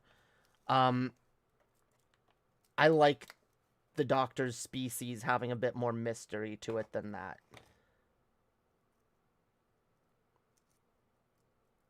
I don't like peeking behind the curtain in that way. Especially because every time we get to peek behind the Time Lord Gallifrey curtain, all it does is demystify the Time Lords in ways that are just disappointing. The Daleks are similar to the Borg, but like if they were evil R2-D2, right? The Daleks, the Cybermen are closer to the Borg, although there's actually other species in Doctor Who that are even more similar to the Borg. The Daleks are basically fascists. The Daleks are made to represent like the Nazis. The Daleks are a race of supremacist beings that literally believe they are the supreme beings of the universe, and their goal is to destroy, exterminate anything that is different. Anything that is not Dalek is something that they will kill. Their goal is to extinguish all life in the universe that's not Dalek.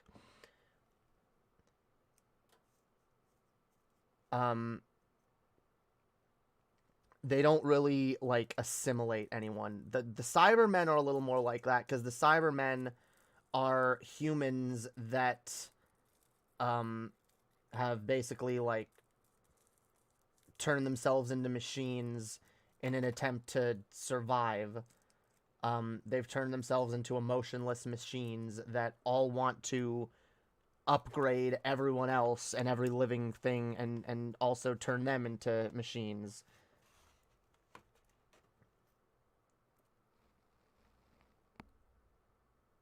And the Daleks, the Cybermen, think that they're being benevolent because they think, oh, we're removing your fear from you and making you invincible.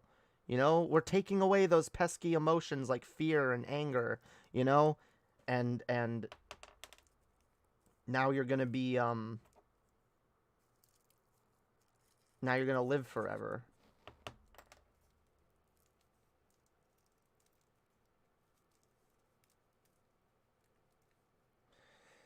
I've heard a lot of people think that the Borg are a knockoff of the Cybermen, come to think of it. They probably are.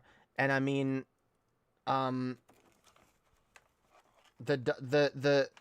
be honest, there's a lot of shit in Star Wars and Star Trek in general that, but both of them, that rip off Doctor Who.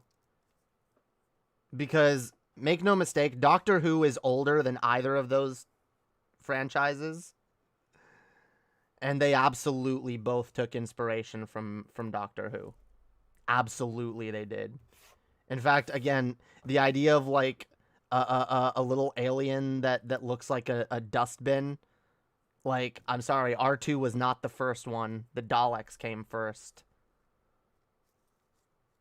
R2 is a ripoff of the Dalek design.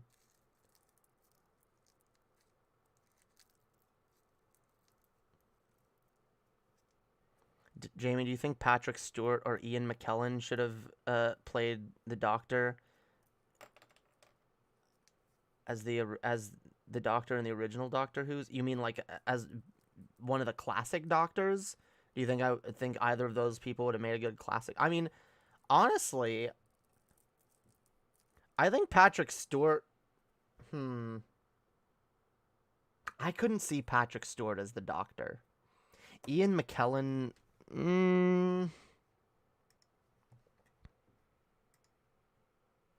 Wait, let me make sure I'm thinking of the right person. Yeah. Sir Ian McKellen. I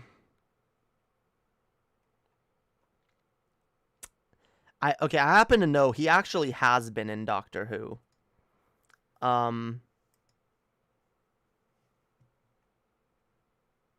He played, wait.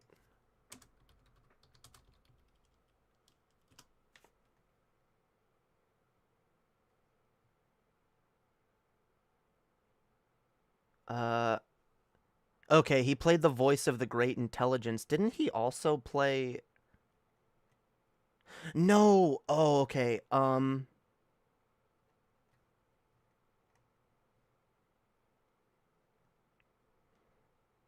yeah, he played the Snowmen. He played the Great Intelligence in the Snowmen.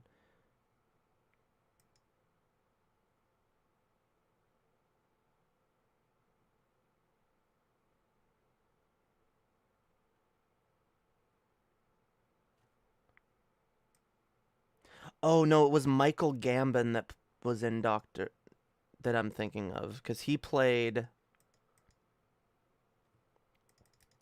the right? Yeah, okay, it was Michael Gambon that played the Scrooge guy in the Christmas Carol. Which, by the way, I'm gonna do a watch party at some point in the Discord, and we're gonna watch the Christmas Carol, because I want to watch a Doctor Who Christmas special for the season, yo. All right. I don't have many Christmas traditions or holiday traditions, but one tradition that I do like doing is like watching one of my favorite Christmas specials of Doctor Who, and the Christmas Carol, that's my favorite Christmas special. I think that's honestly the best Christmas special they ever did.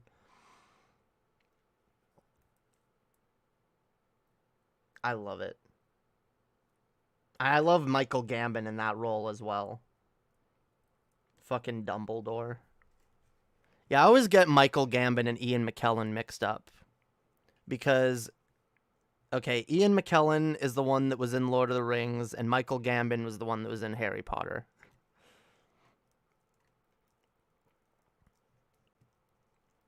But I was right. They both have been in Doctor Who. Except Ian McKellen only did a voice. I'll be honest, yeah, Ian McKellen would probably make a good Doctor. He probably would. He probably would. I actually would like to see him. What's the Christmas special with the space train that's about to crash into the planet? What? Space train? The fuck are you talking about? There's a Christmas special where the Titanic is about to crash into the planet, like a spaceship version of the Titanic.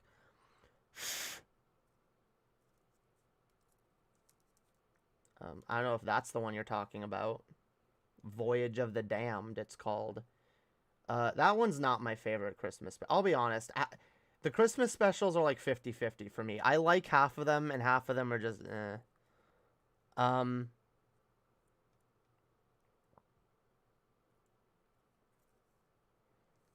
You know what I should do? I should do like a ranking of the Doctor Who Christmas specials.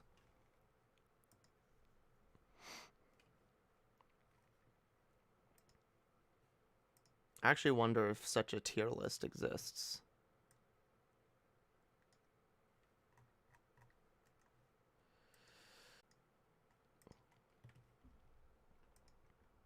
Because I might as fucking well, okay? Here, let's rank all the Christmas specials, okay? Let's rank them. So like I said, where is it? Where's Christmas Carol?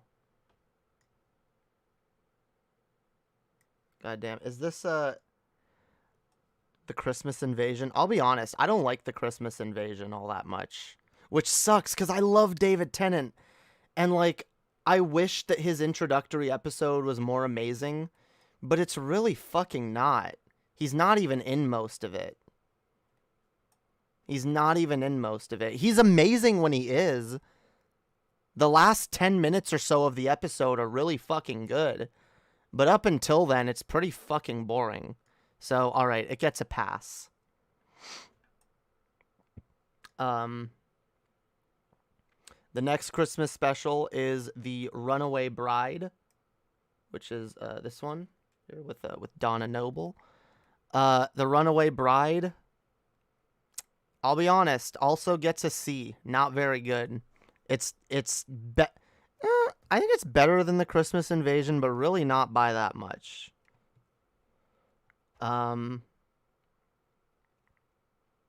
What's the third Christmas special? Because we had that one.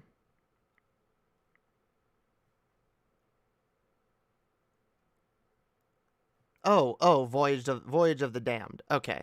Voyage of the Damned, the one with the Titanic, okay? It's I'll be honest, I really don't like the Davies era Christmas specials. I don't. They're not that good. Voyage of the Damned is a little bit better. It is. And it has the first appearance of Wilfred Mott, Donna's grandfather, which is a character I love. So just for that, it gets a B. Okay? The Next Doctor. I don't really like this Christmas special either. I know some people really like what's his name as the Doctor. The guy who thinks he's the Doctor, but then yeah, I don't like it that much. It gets a pass. It's not horrible, okay? It's not a dumpster fire. It's fine. Okay? Is there another with Tennant? Oh, of course. The End of Time Part 1 and 2. The David Tennant's final story. I like it quite a bit better.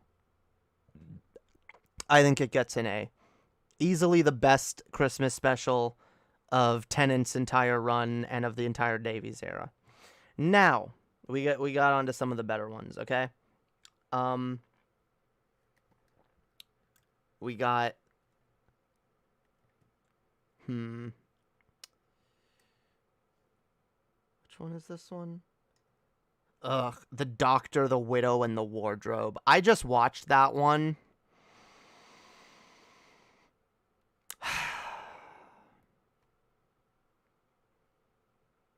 As much as I really dislike some parts of it, there's also other parts of it that I really love. Like, I like the Doctor being the caretaker and having this really cool house. I like when he's showing the kids their bedroom and he's showing them all the crazy stuff. It's like, I know. Here's your taps. You got hot, cold, and lemonade. There's a tap for lemonade. I know. He shows the kids like their rooms is like got toys and games and like all this crazy shit, and he's like, they're like, where are the beds? And he's like, I didn't have time to fit everything in, okay? I had to make sacrifices. And he's like, but who needs beds when you have hammocks? I love the Doctor acting childish and weird. Like, that's one of my favorite things, especially about Smith's Doctor. And he's amazing in that. And I'll be honest, The ending is kind of emotional, and it kind of hit. It kind of rings true. I like it. There's some weird, wonky shit in the episode, but there's good stuff there. It has a nice, heartfelt ending too, that could only work in a Christmas special.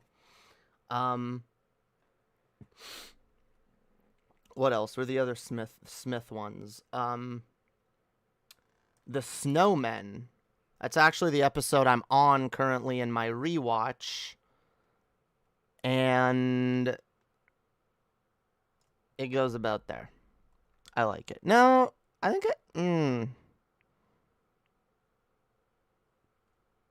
yeah, it goes about there. All right. What else? Ooh, okay. Wait, Last Christmas is a B. Last Christmas is kind of boring, and I don't love Clara all that much. I know some people really love Clara. No, The Last Christmas is fun. It's got some fun moments. I like Santa Claus. I like the dude that plays Santa Claus. They got some fun moments in there.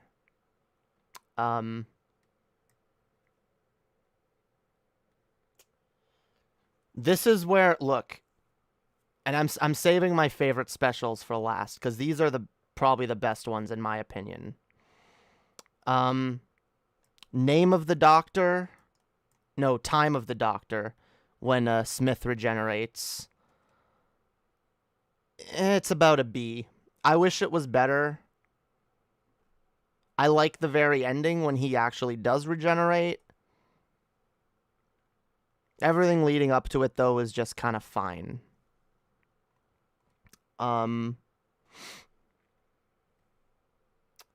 Return of Dr. Mysterio. This is an A. Return of Dr. Mysterio is just a fun fucking episode. Especially, like, if you like superheroes and shit, like, it is just a lot of fucking fun. The Doctor meets this kid, accidentally gives him a stone that he accidentally eats, and he becomes a superhero.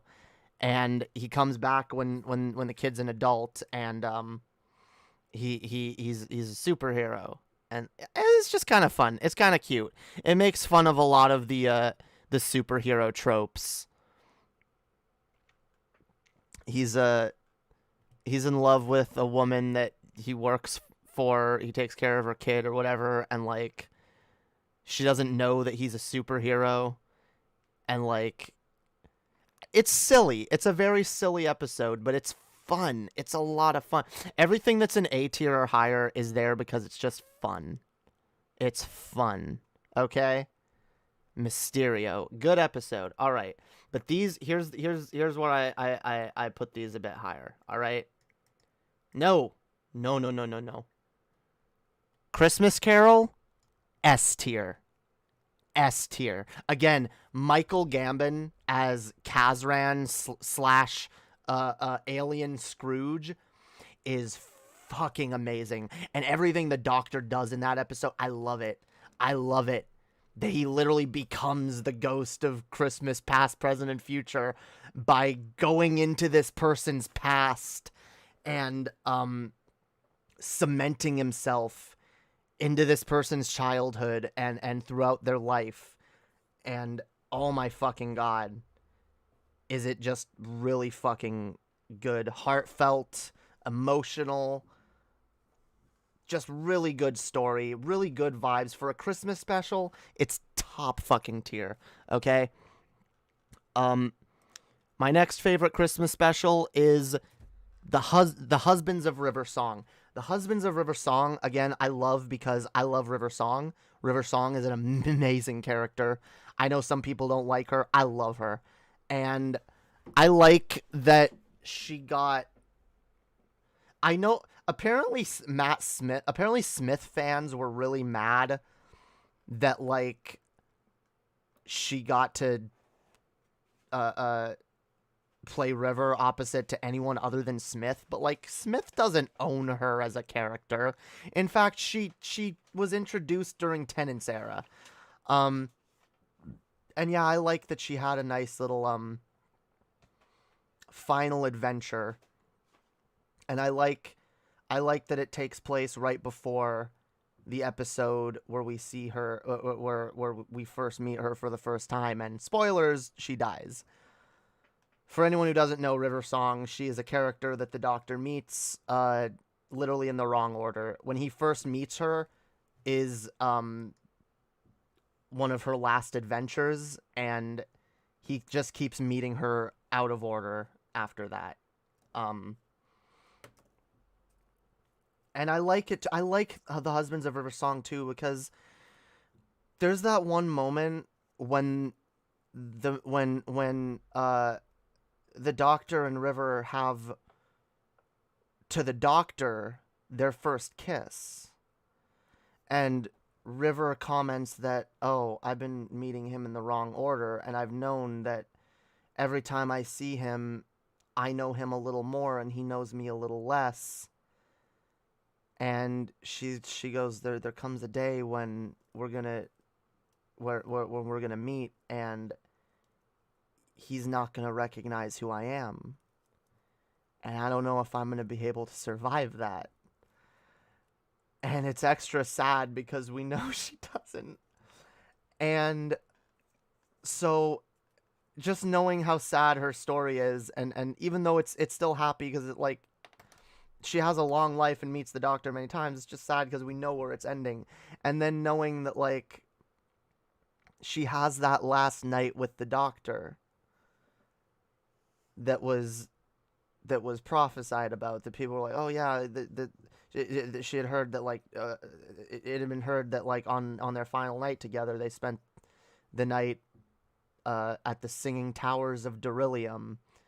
And I love that moment at the end where she asks the Doctor, how long does a night on Beryllium last? And he's like, oh, about 20 years. Ah, I love that. I love the idea that near the end of her lifespan, River got a chance to settle down and be with the Doctor. To just be with the Doctor. No meeting each other out of order. No going years and years without seeing each other. No waiting for some crazy adventure or something to happen before meeting up. Just, they're together. And they get to just spend 20 years on this planet. I love the episode. I love it so fucking much. And yeah, the final S tier ranked Christmas special that I will pick is Twice Upon a Time, Capaldi's regeneration story. I love this episode for a number of fucking reasons. I love it because, oh my god, where do I even start with this one? It's so beautiful. I love that it starts with a soldier on a battlefield desperately trying to make a connection with this German soldier and you know, trying to have like a human connection with this other person because he knows he's very likely about to die. And I like first of all, I like that he gets connected to the Brigadier without being the Brigadier.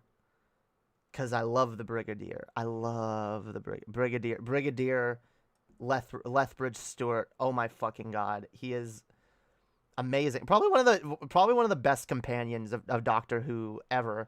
And I feel like most people don't even view him as a companion, but he absolutely is. So I liked that the soldier guy we got, I forget his name, but I like that he was, I think, Lethbridge Stewart's father.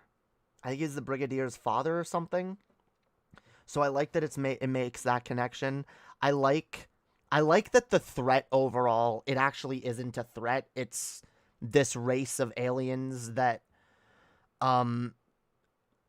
their goal is to keep a record of everyone who's died so that, you know, people can say goodbye to those they've lost. I think that's a really beautiful idea. And I like the idea that, I like especially the Doctor's one line where he's like, it's not an evil plan. It's like, it's not an evil plan. I don't know what to do with myself when it's not an evil plan. I love that. Because it's like, he's opposing this and he thinks like it's something nefarious. And then he realizes it's not an evil plan. It's actually a nice plan. And he kind of just doesn't know what to do. I love that. I love, oh my God. It's so, I cry every time at the end when the Doctor is able to just slightly alter time so that when the soldier is put back in his place and he's in the middle of a battlefield in World War One. Is it World War One or World War Two? One of the wars. He's at war. World War. Very bad. And fighting against a German. And I love that they tie in the Christmas armistice. The both sides being like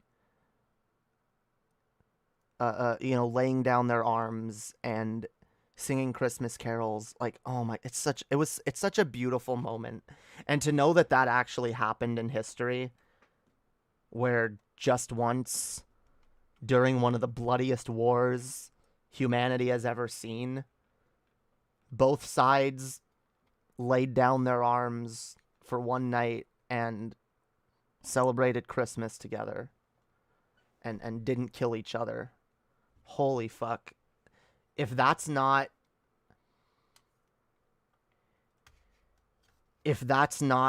an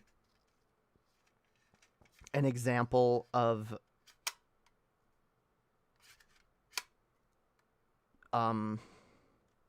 I don't know, it's beautiful. And it's a beautiful story. It's a beautiful fucking episode, and I like how they tie it in with Christmas. And it's one of the few Christmas episodes that actually feels really, really heartfelt. And I can't say enough good shit about this episode. I love everything about it.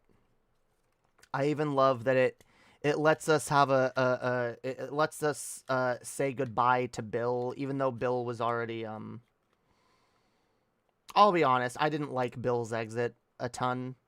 I kind of think this was a little bit better. I like the idea that Bill just died and then the Doctor gets to say goodbye to her with this alien technology, because they have like a version of it. And I like Bill. Bill is one of my favorite companions, so I like that she gets to make an appearance in that episode. And I also, the other thing that makes me love the episode is I love the Doctor's speech at the end. I fucking love the Doctor's speech at the end. And I love how they tie it in with the first Doctor's regeneration, which is another reason why I'm not mad about David Bradley playing Hartnell's Doctor, because he did a good job. And I like it. I like the idea that the Doctor, after all these regenerations, is like, I don't want to change. And then it takes him coming in contact with his first self, also not wanting to change, in order for him to come to terms with that and realize that, yeah, he does need to change. I just think it's a beautiful episode overall. It's one of my favorite regeneration stories. It's one of my favorite Christmas episodes. It's just one of my favorites.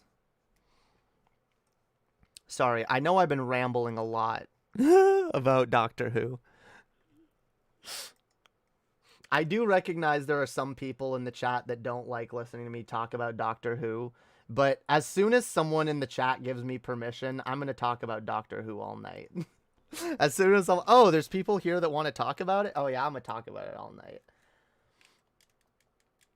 I would honestly make this a Doctor Who channel if I could. But I don't want to be pigeonholed into just talking about Doctor Who.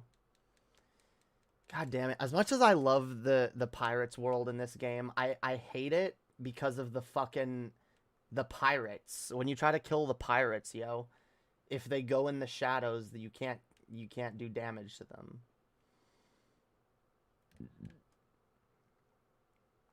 What if Rick Sanchez played the Doctor? I'll be honest.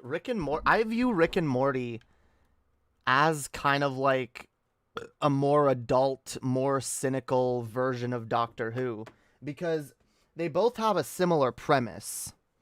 At least in that they're both about an old scientist who is able to literally go wherever they want, whenever they want, right? I'm not doing Collins. It's too late for that. It's too fucking late. But yeah, like the idea that Doctor Who and Rick and Morty share this in common. They can both be anything. Both shows can be anything. Both shows could literally, like, any given episode could be about literally anything. Which I like. I like having a show that, in general, that's not tied down, that can evolve and be very different one episode to the next, or even one season to the next. That's no accident. It's inspired by Doctor Who and Back to the Future. Yeah, I can definitely tell. In fact, like, it's very clear that it's inspired by Doctor Who in a lot of ways, yeah.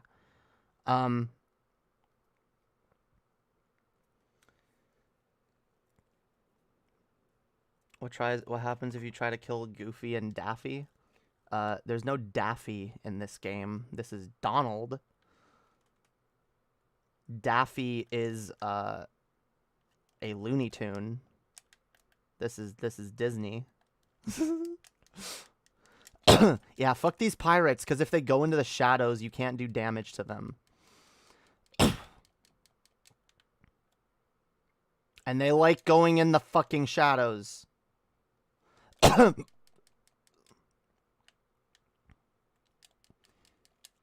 Like, as much as I love this game, like, this is probably one of the most ill-conceived parts of it. Because it's like, this doesn't add a ton of strategy. It just makes it more annoying, because now you have to, like, make sure that you push your enemy out of the shadows.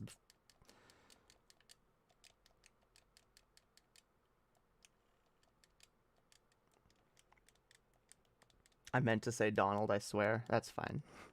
I'm just yanking your chain. God damn it. I gotta start doing, like, a stream goal for these.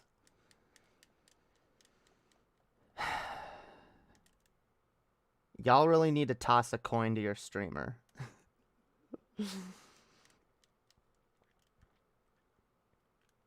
Show your appreciation, alright? I do a lot of streaming. Jamie, imagine you're ordering bacon and eggs. How would you like your eggs? I don't know. I prefer eggs, like, scrambled, I guess. Or soft boiled. Or, like, over easy.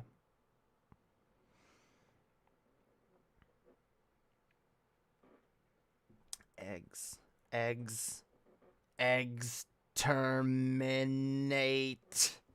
Exterminate. Exterminate. Exterminate. You will be exterminated. Exterminate. Dalek. Dalekanium, yo. My dream is to become a very powerful wizard. I already achieved that dream in another life. My dream is to, I don't know, be able to support myself doing YouTube. I don't want much. I don't ask for much from the universe. Can I just get to a point where, like, I can do these streams and expect to, like, make a decent amount in donos? so that these streams are worth my time. Like or at least more worth my. They are worth my time, even if I don't make money. But like,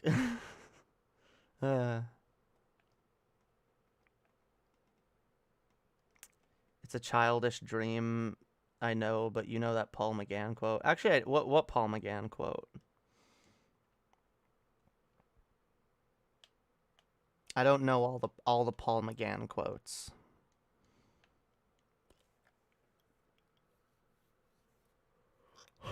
God damn it.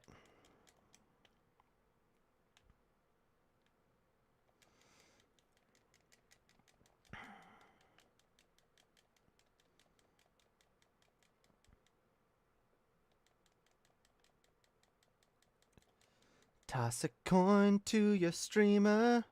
Oh, viewers plenty. Maybe that's what I should do. I should lock call-ins behind a paywall. If people really want me to do call-ins, I need to make at least $30 in a stream. There you go.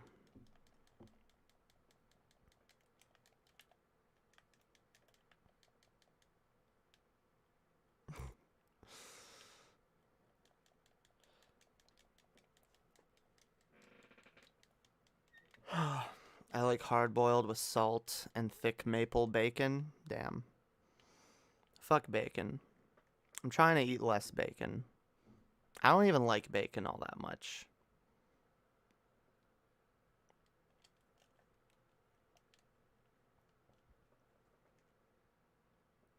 Why did she give Barbosa fucking Will's name? I don't understand that. Why did Elizabeth...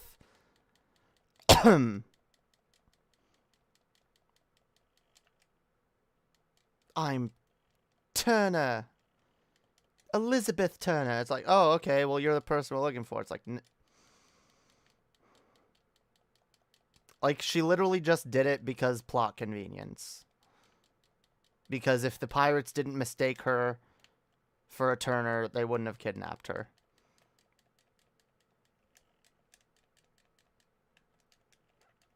Jamie, I need you to pause your game and watch that clip. Mute it if you don't want to be copyright claimed, but you have to watch it. The Eighth Doctor explains regeneration. What? Clip from what? Tell me what the clip is from. Is it from the movie? I don't know what you're referencing. Are you referencing the movie?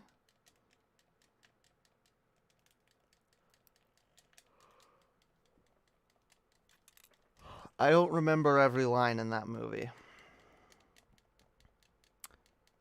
I also, in general, don't hold that movie in very high regard. Don't get me wrong, I love McGann in it, but that's about all that's good in that movie.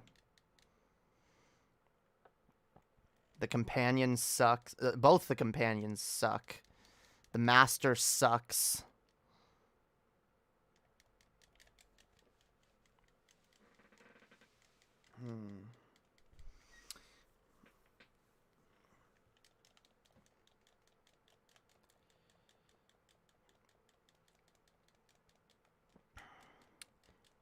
If there's any two things that people need to learn from watching me, it's that Doctor Who is amazing and so is Kingdom Hearts. And if you've never given either a chance, then you live a sad, empty, depressing life. And I highly recommend you change at least one of those two things. Either check out Kingdom Hearts or Doctor Who, okay? But if you have time for neither, then I don't have time for you. It's like one of the best lines. Come on. No, I'm not denying that there were good lines in the movie, but the movie sucked. Don't tell me that movie didn't suck. The movie absolutely sucked.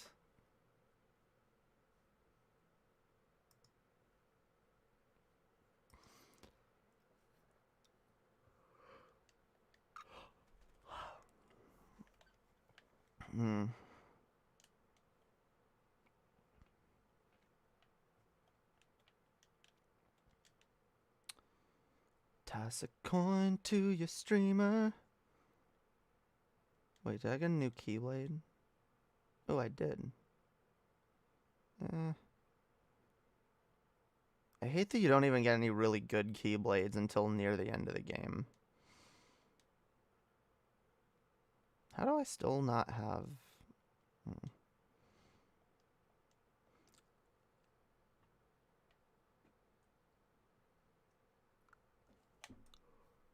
God damn it. Add a volume of Kingdom Hearts manga as a kid. Does that count? No, you need to play Kingdom Hearts 1 or 2.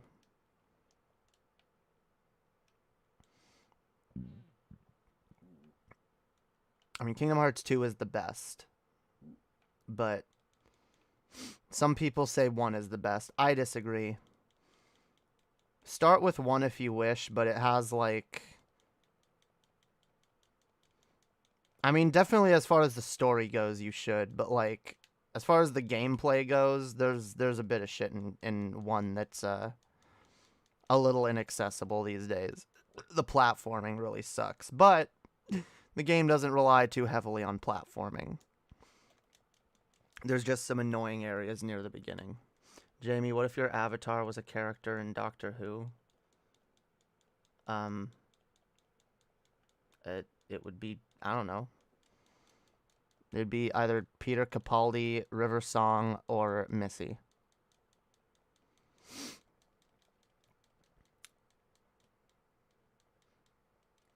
I actually have a sock account in my Discord that is a Doctor Who sock. So I was like, I need a second account so that when I'm doing watch parties, I can keep the stream playing on my computer, but I can also watch from my phone and go outside and smoke. So I made another account. It's called Dr. Hopium. Dr. Hopium.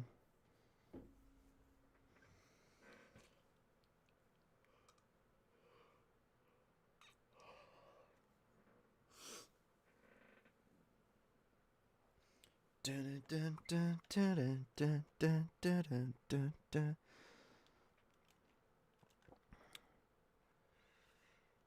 No, I mean, what if they played a role in Doctor? I meant, what if your avatar was an actual Oh!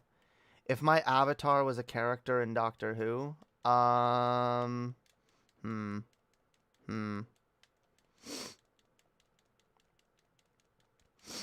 don't know.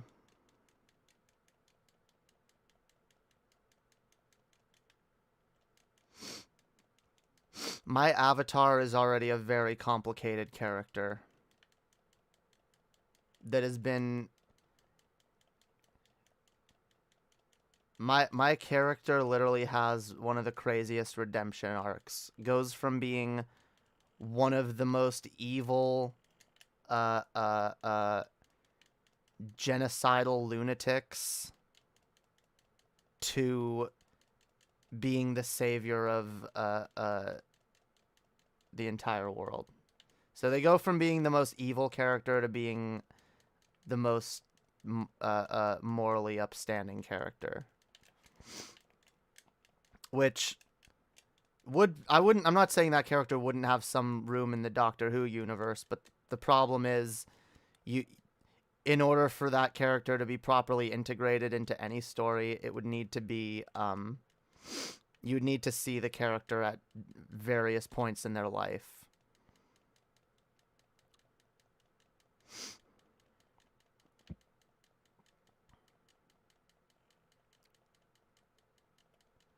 My avatar character is basically like if Missy actually turned good. And then like regenerated further and became like a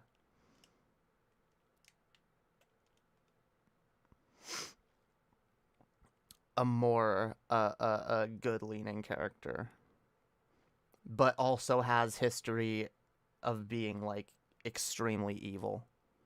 No offense, but do you have dyslexia? Yes, I do, a little bit.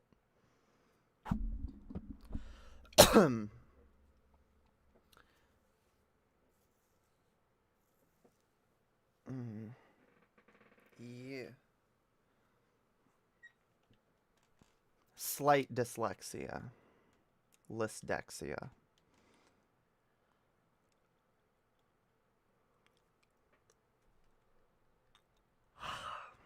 God damn it.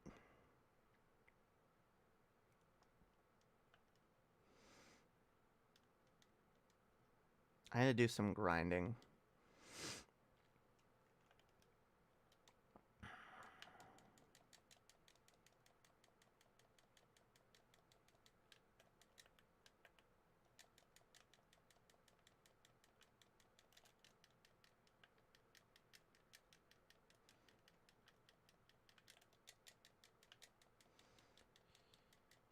Dun, dun, dun, dun, dun, dun, dun, dun, dun. Do you like Marilyn Manson? That becomes a more complicated question to answer as time goes on. I like some of his art. I used to like it more. I like it a little less now. And I absolutely like him as a person a lot less. In fact, I don't really like him as a person all that much at all. I think he's an abusive piece of shit. But I guess he's also good at making decent music. See, what is this bullshit? I kill a bunch of them, and then it's like, no, now there's more. I don't like it. I'm tired. Fuck these pirates. I hate fighting them on the ship. Because, like, half the ship is, like, in shadow. And every time you hit them, you push them towards a fucking shadow. Have you done enough research into dark matter yet? No, I haven't.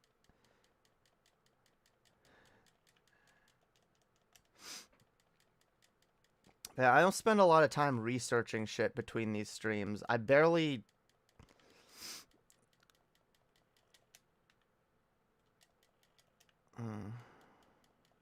Ah, fucking shit. Okay. I clearly need to focus on this more than I can right now. And it's getting late, and I should probably go smoke and eat something and then go to bed. Because it's getting late, and I'm getting a little bit tired. A little bit fucking tired. Ugh. You guys don't even know, alright? I would make this channel a Doctor Who channel in a split second if I thought I could build an audience just talking about Doctor Who. I really would. My favorite channel is a Doctor Who channel.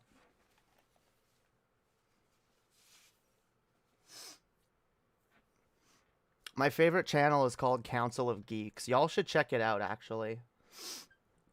It's pretty fucking dope.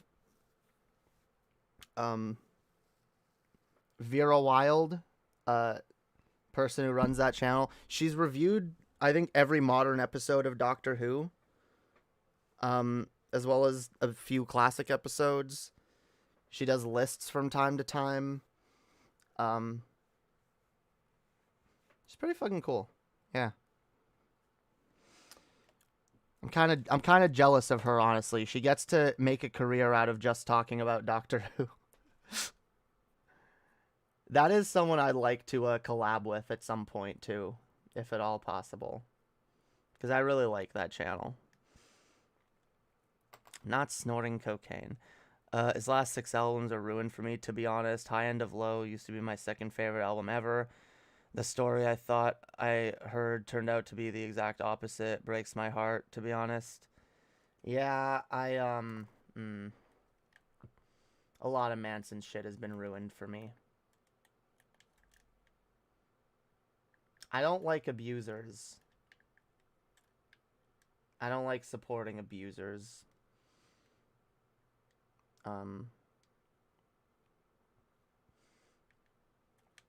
Yeah, very not based. Don't abuse women. I mean, don't abuse people in general. Just don't do it. No, I don't speak Korean. I barely speak English.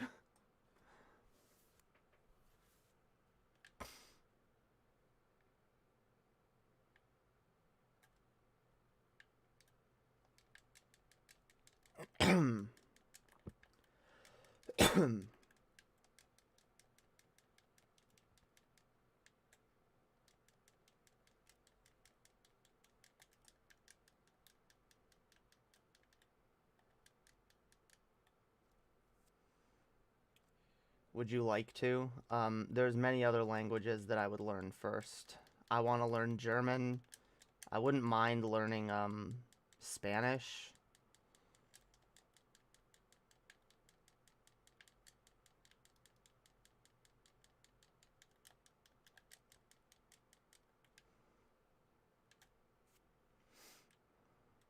Also wouldn't mind learning like Japanese or something, but like I don't know, I've never really felt a desire to learn Korean. All right. I think I'm done for now, yo. I think I'm fucking done for now. I got this blunt. I'm gonna go smoke it. And then I'm gonna finish some of this food. So yeah. Thank you everyone for hanging out, chilling, hanging out, being dope. Remember to like the stream, guys. Please like the stream, really helps me out. Also share. That shit also really, really helps me out. Help me grow this shit, guys. This channel and channels like it are made possible by viewers like you. All right? Absolutely they are. So keep being awesome, yo. Keep being awesome. I love y'all. We'll see y'all next time. Become a patron or don't. Consider donating or don't. Consider sending me shit on my Amazon wish list. It's my birthday, like, when? Next week? Soon. It's coming. Yeah, it is next week. Damn, next Tuesday is my birthday. Damn, next Tuesday is my birthday. Holy shit, that snuck up on me. Well, yeah, if anyone wants to send me shit for my birthday, that's also a possibility. I've got an Amazon wish list. You also don't have to do any of that because at the end of the day, you guys are the council. I'm just running the meetings, and that's not my outro. I'm ripping off Council of Geeks. I'm sorry. I already rip her off. I do like that though, being like, you guys don't have to do any of that, because I do genuinely believe that. You guys don't, alright? I just appreciate y'all hanging out and being fucking awesome, being part of my community. And I'll see you guys next time, alright? Peace out, and have a wonderful night. Bye, guys.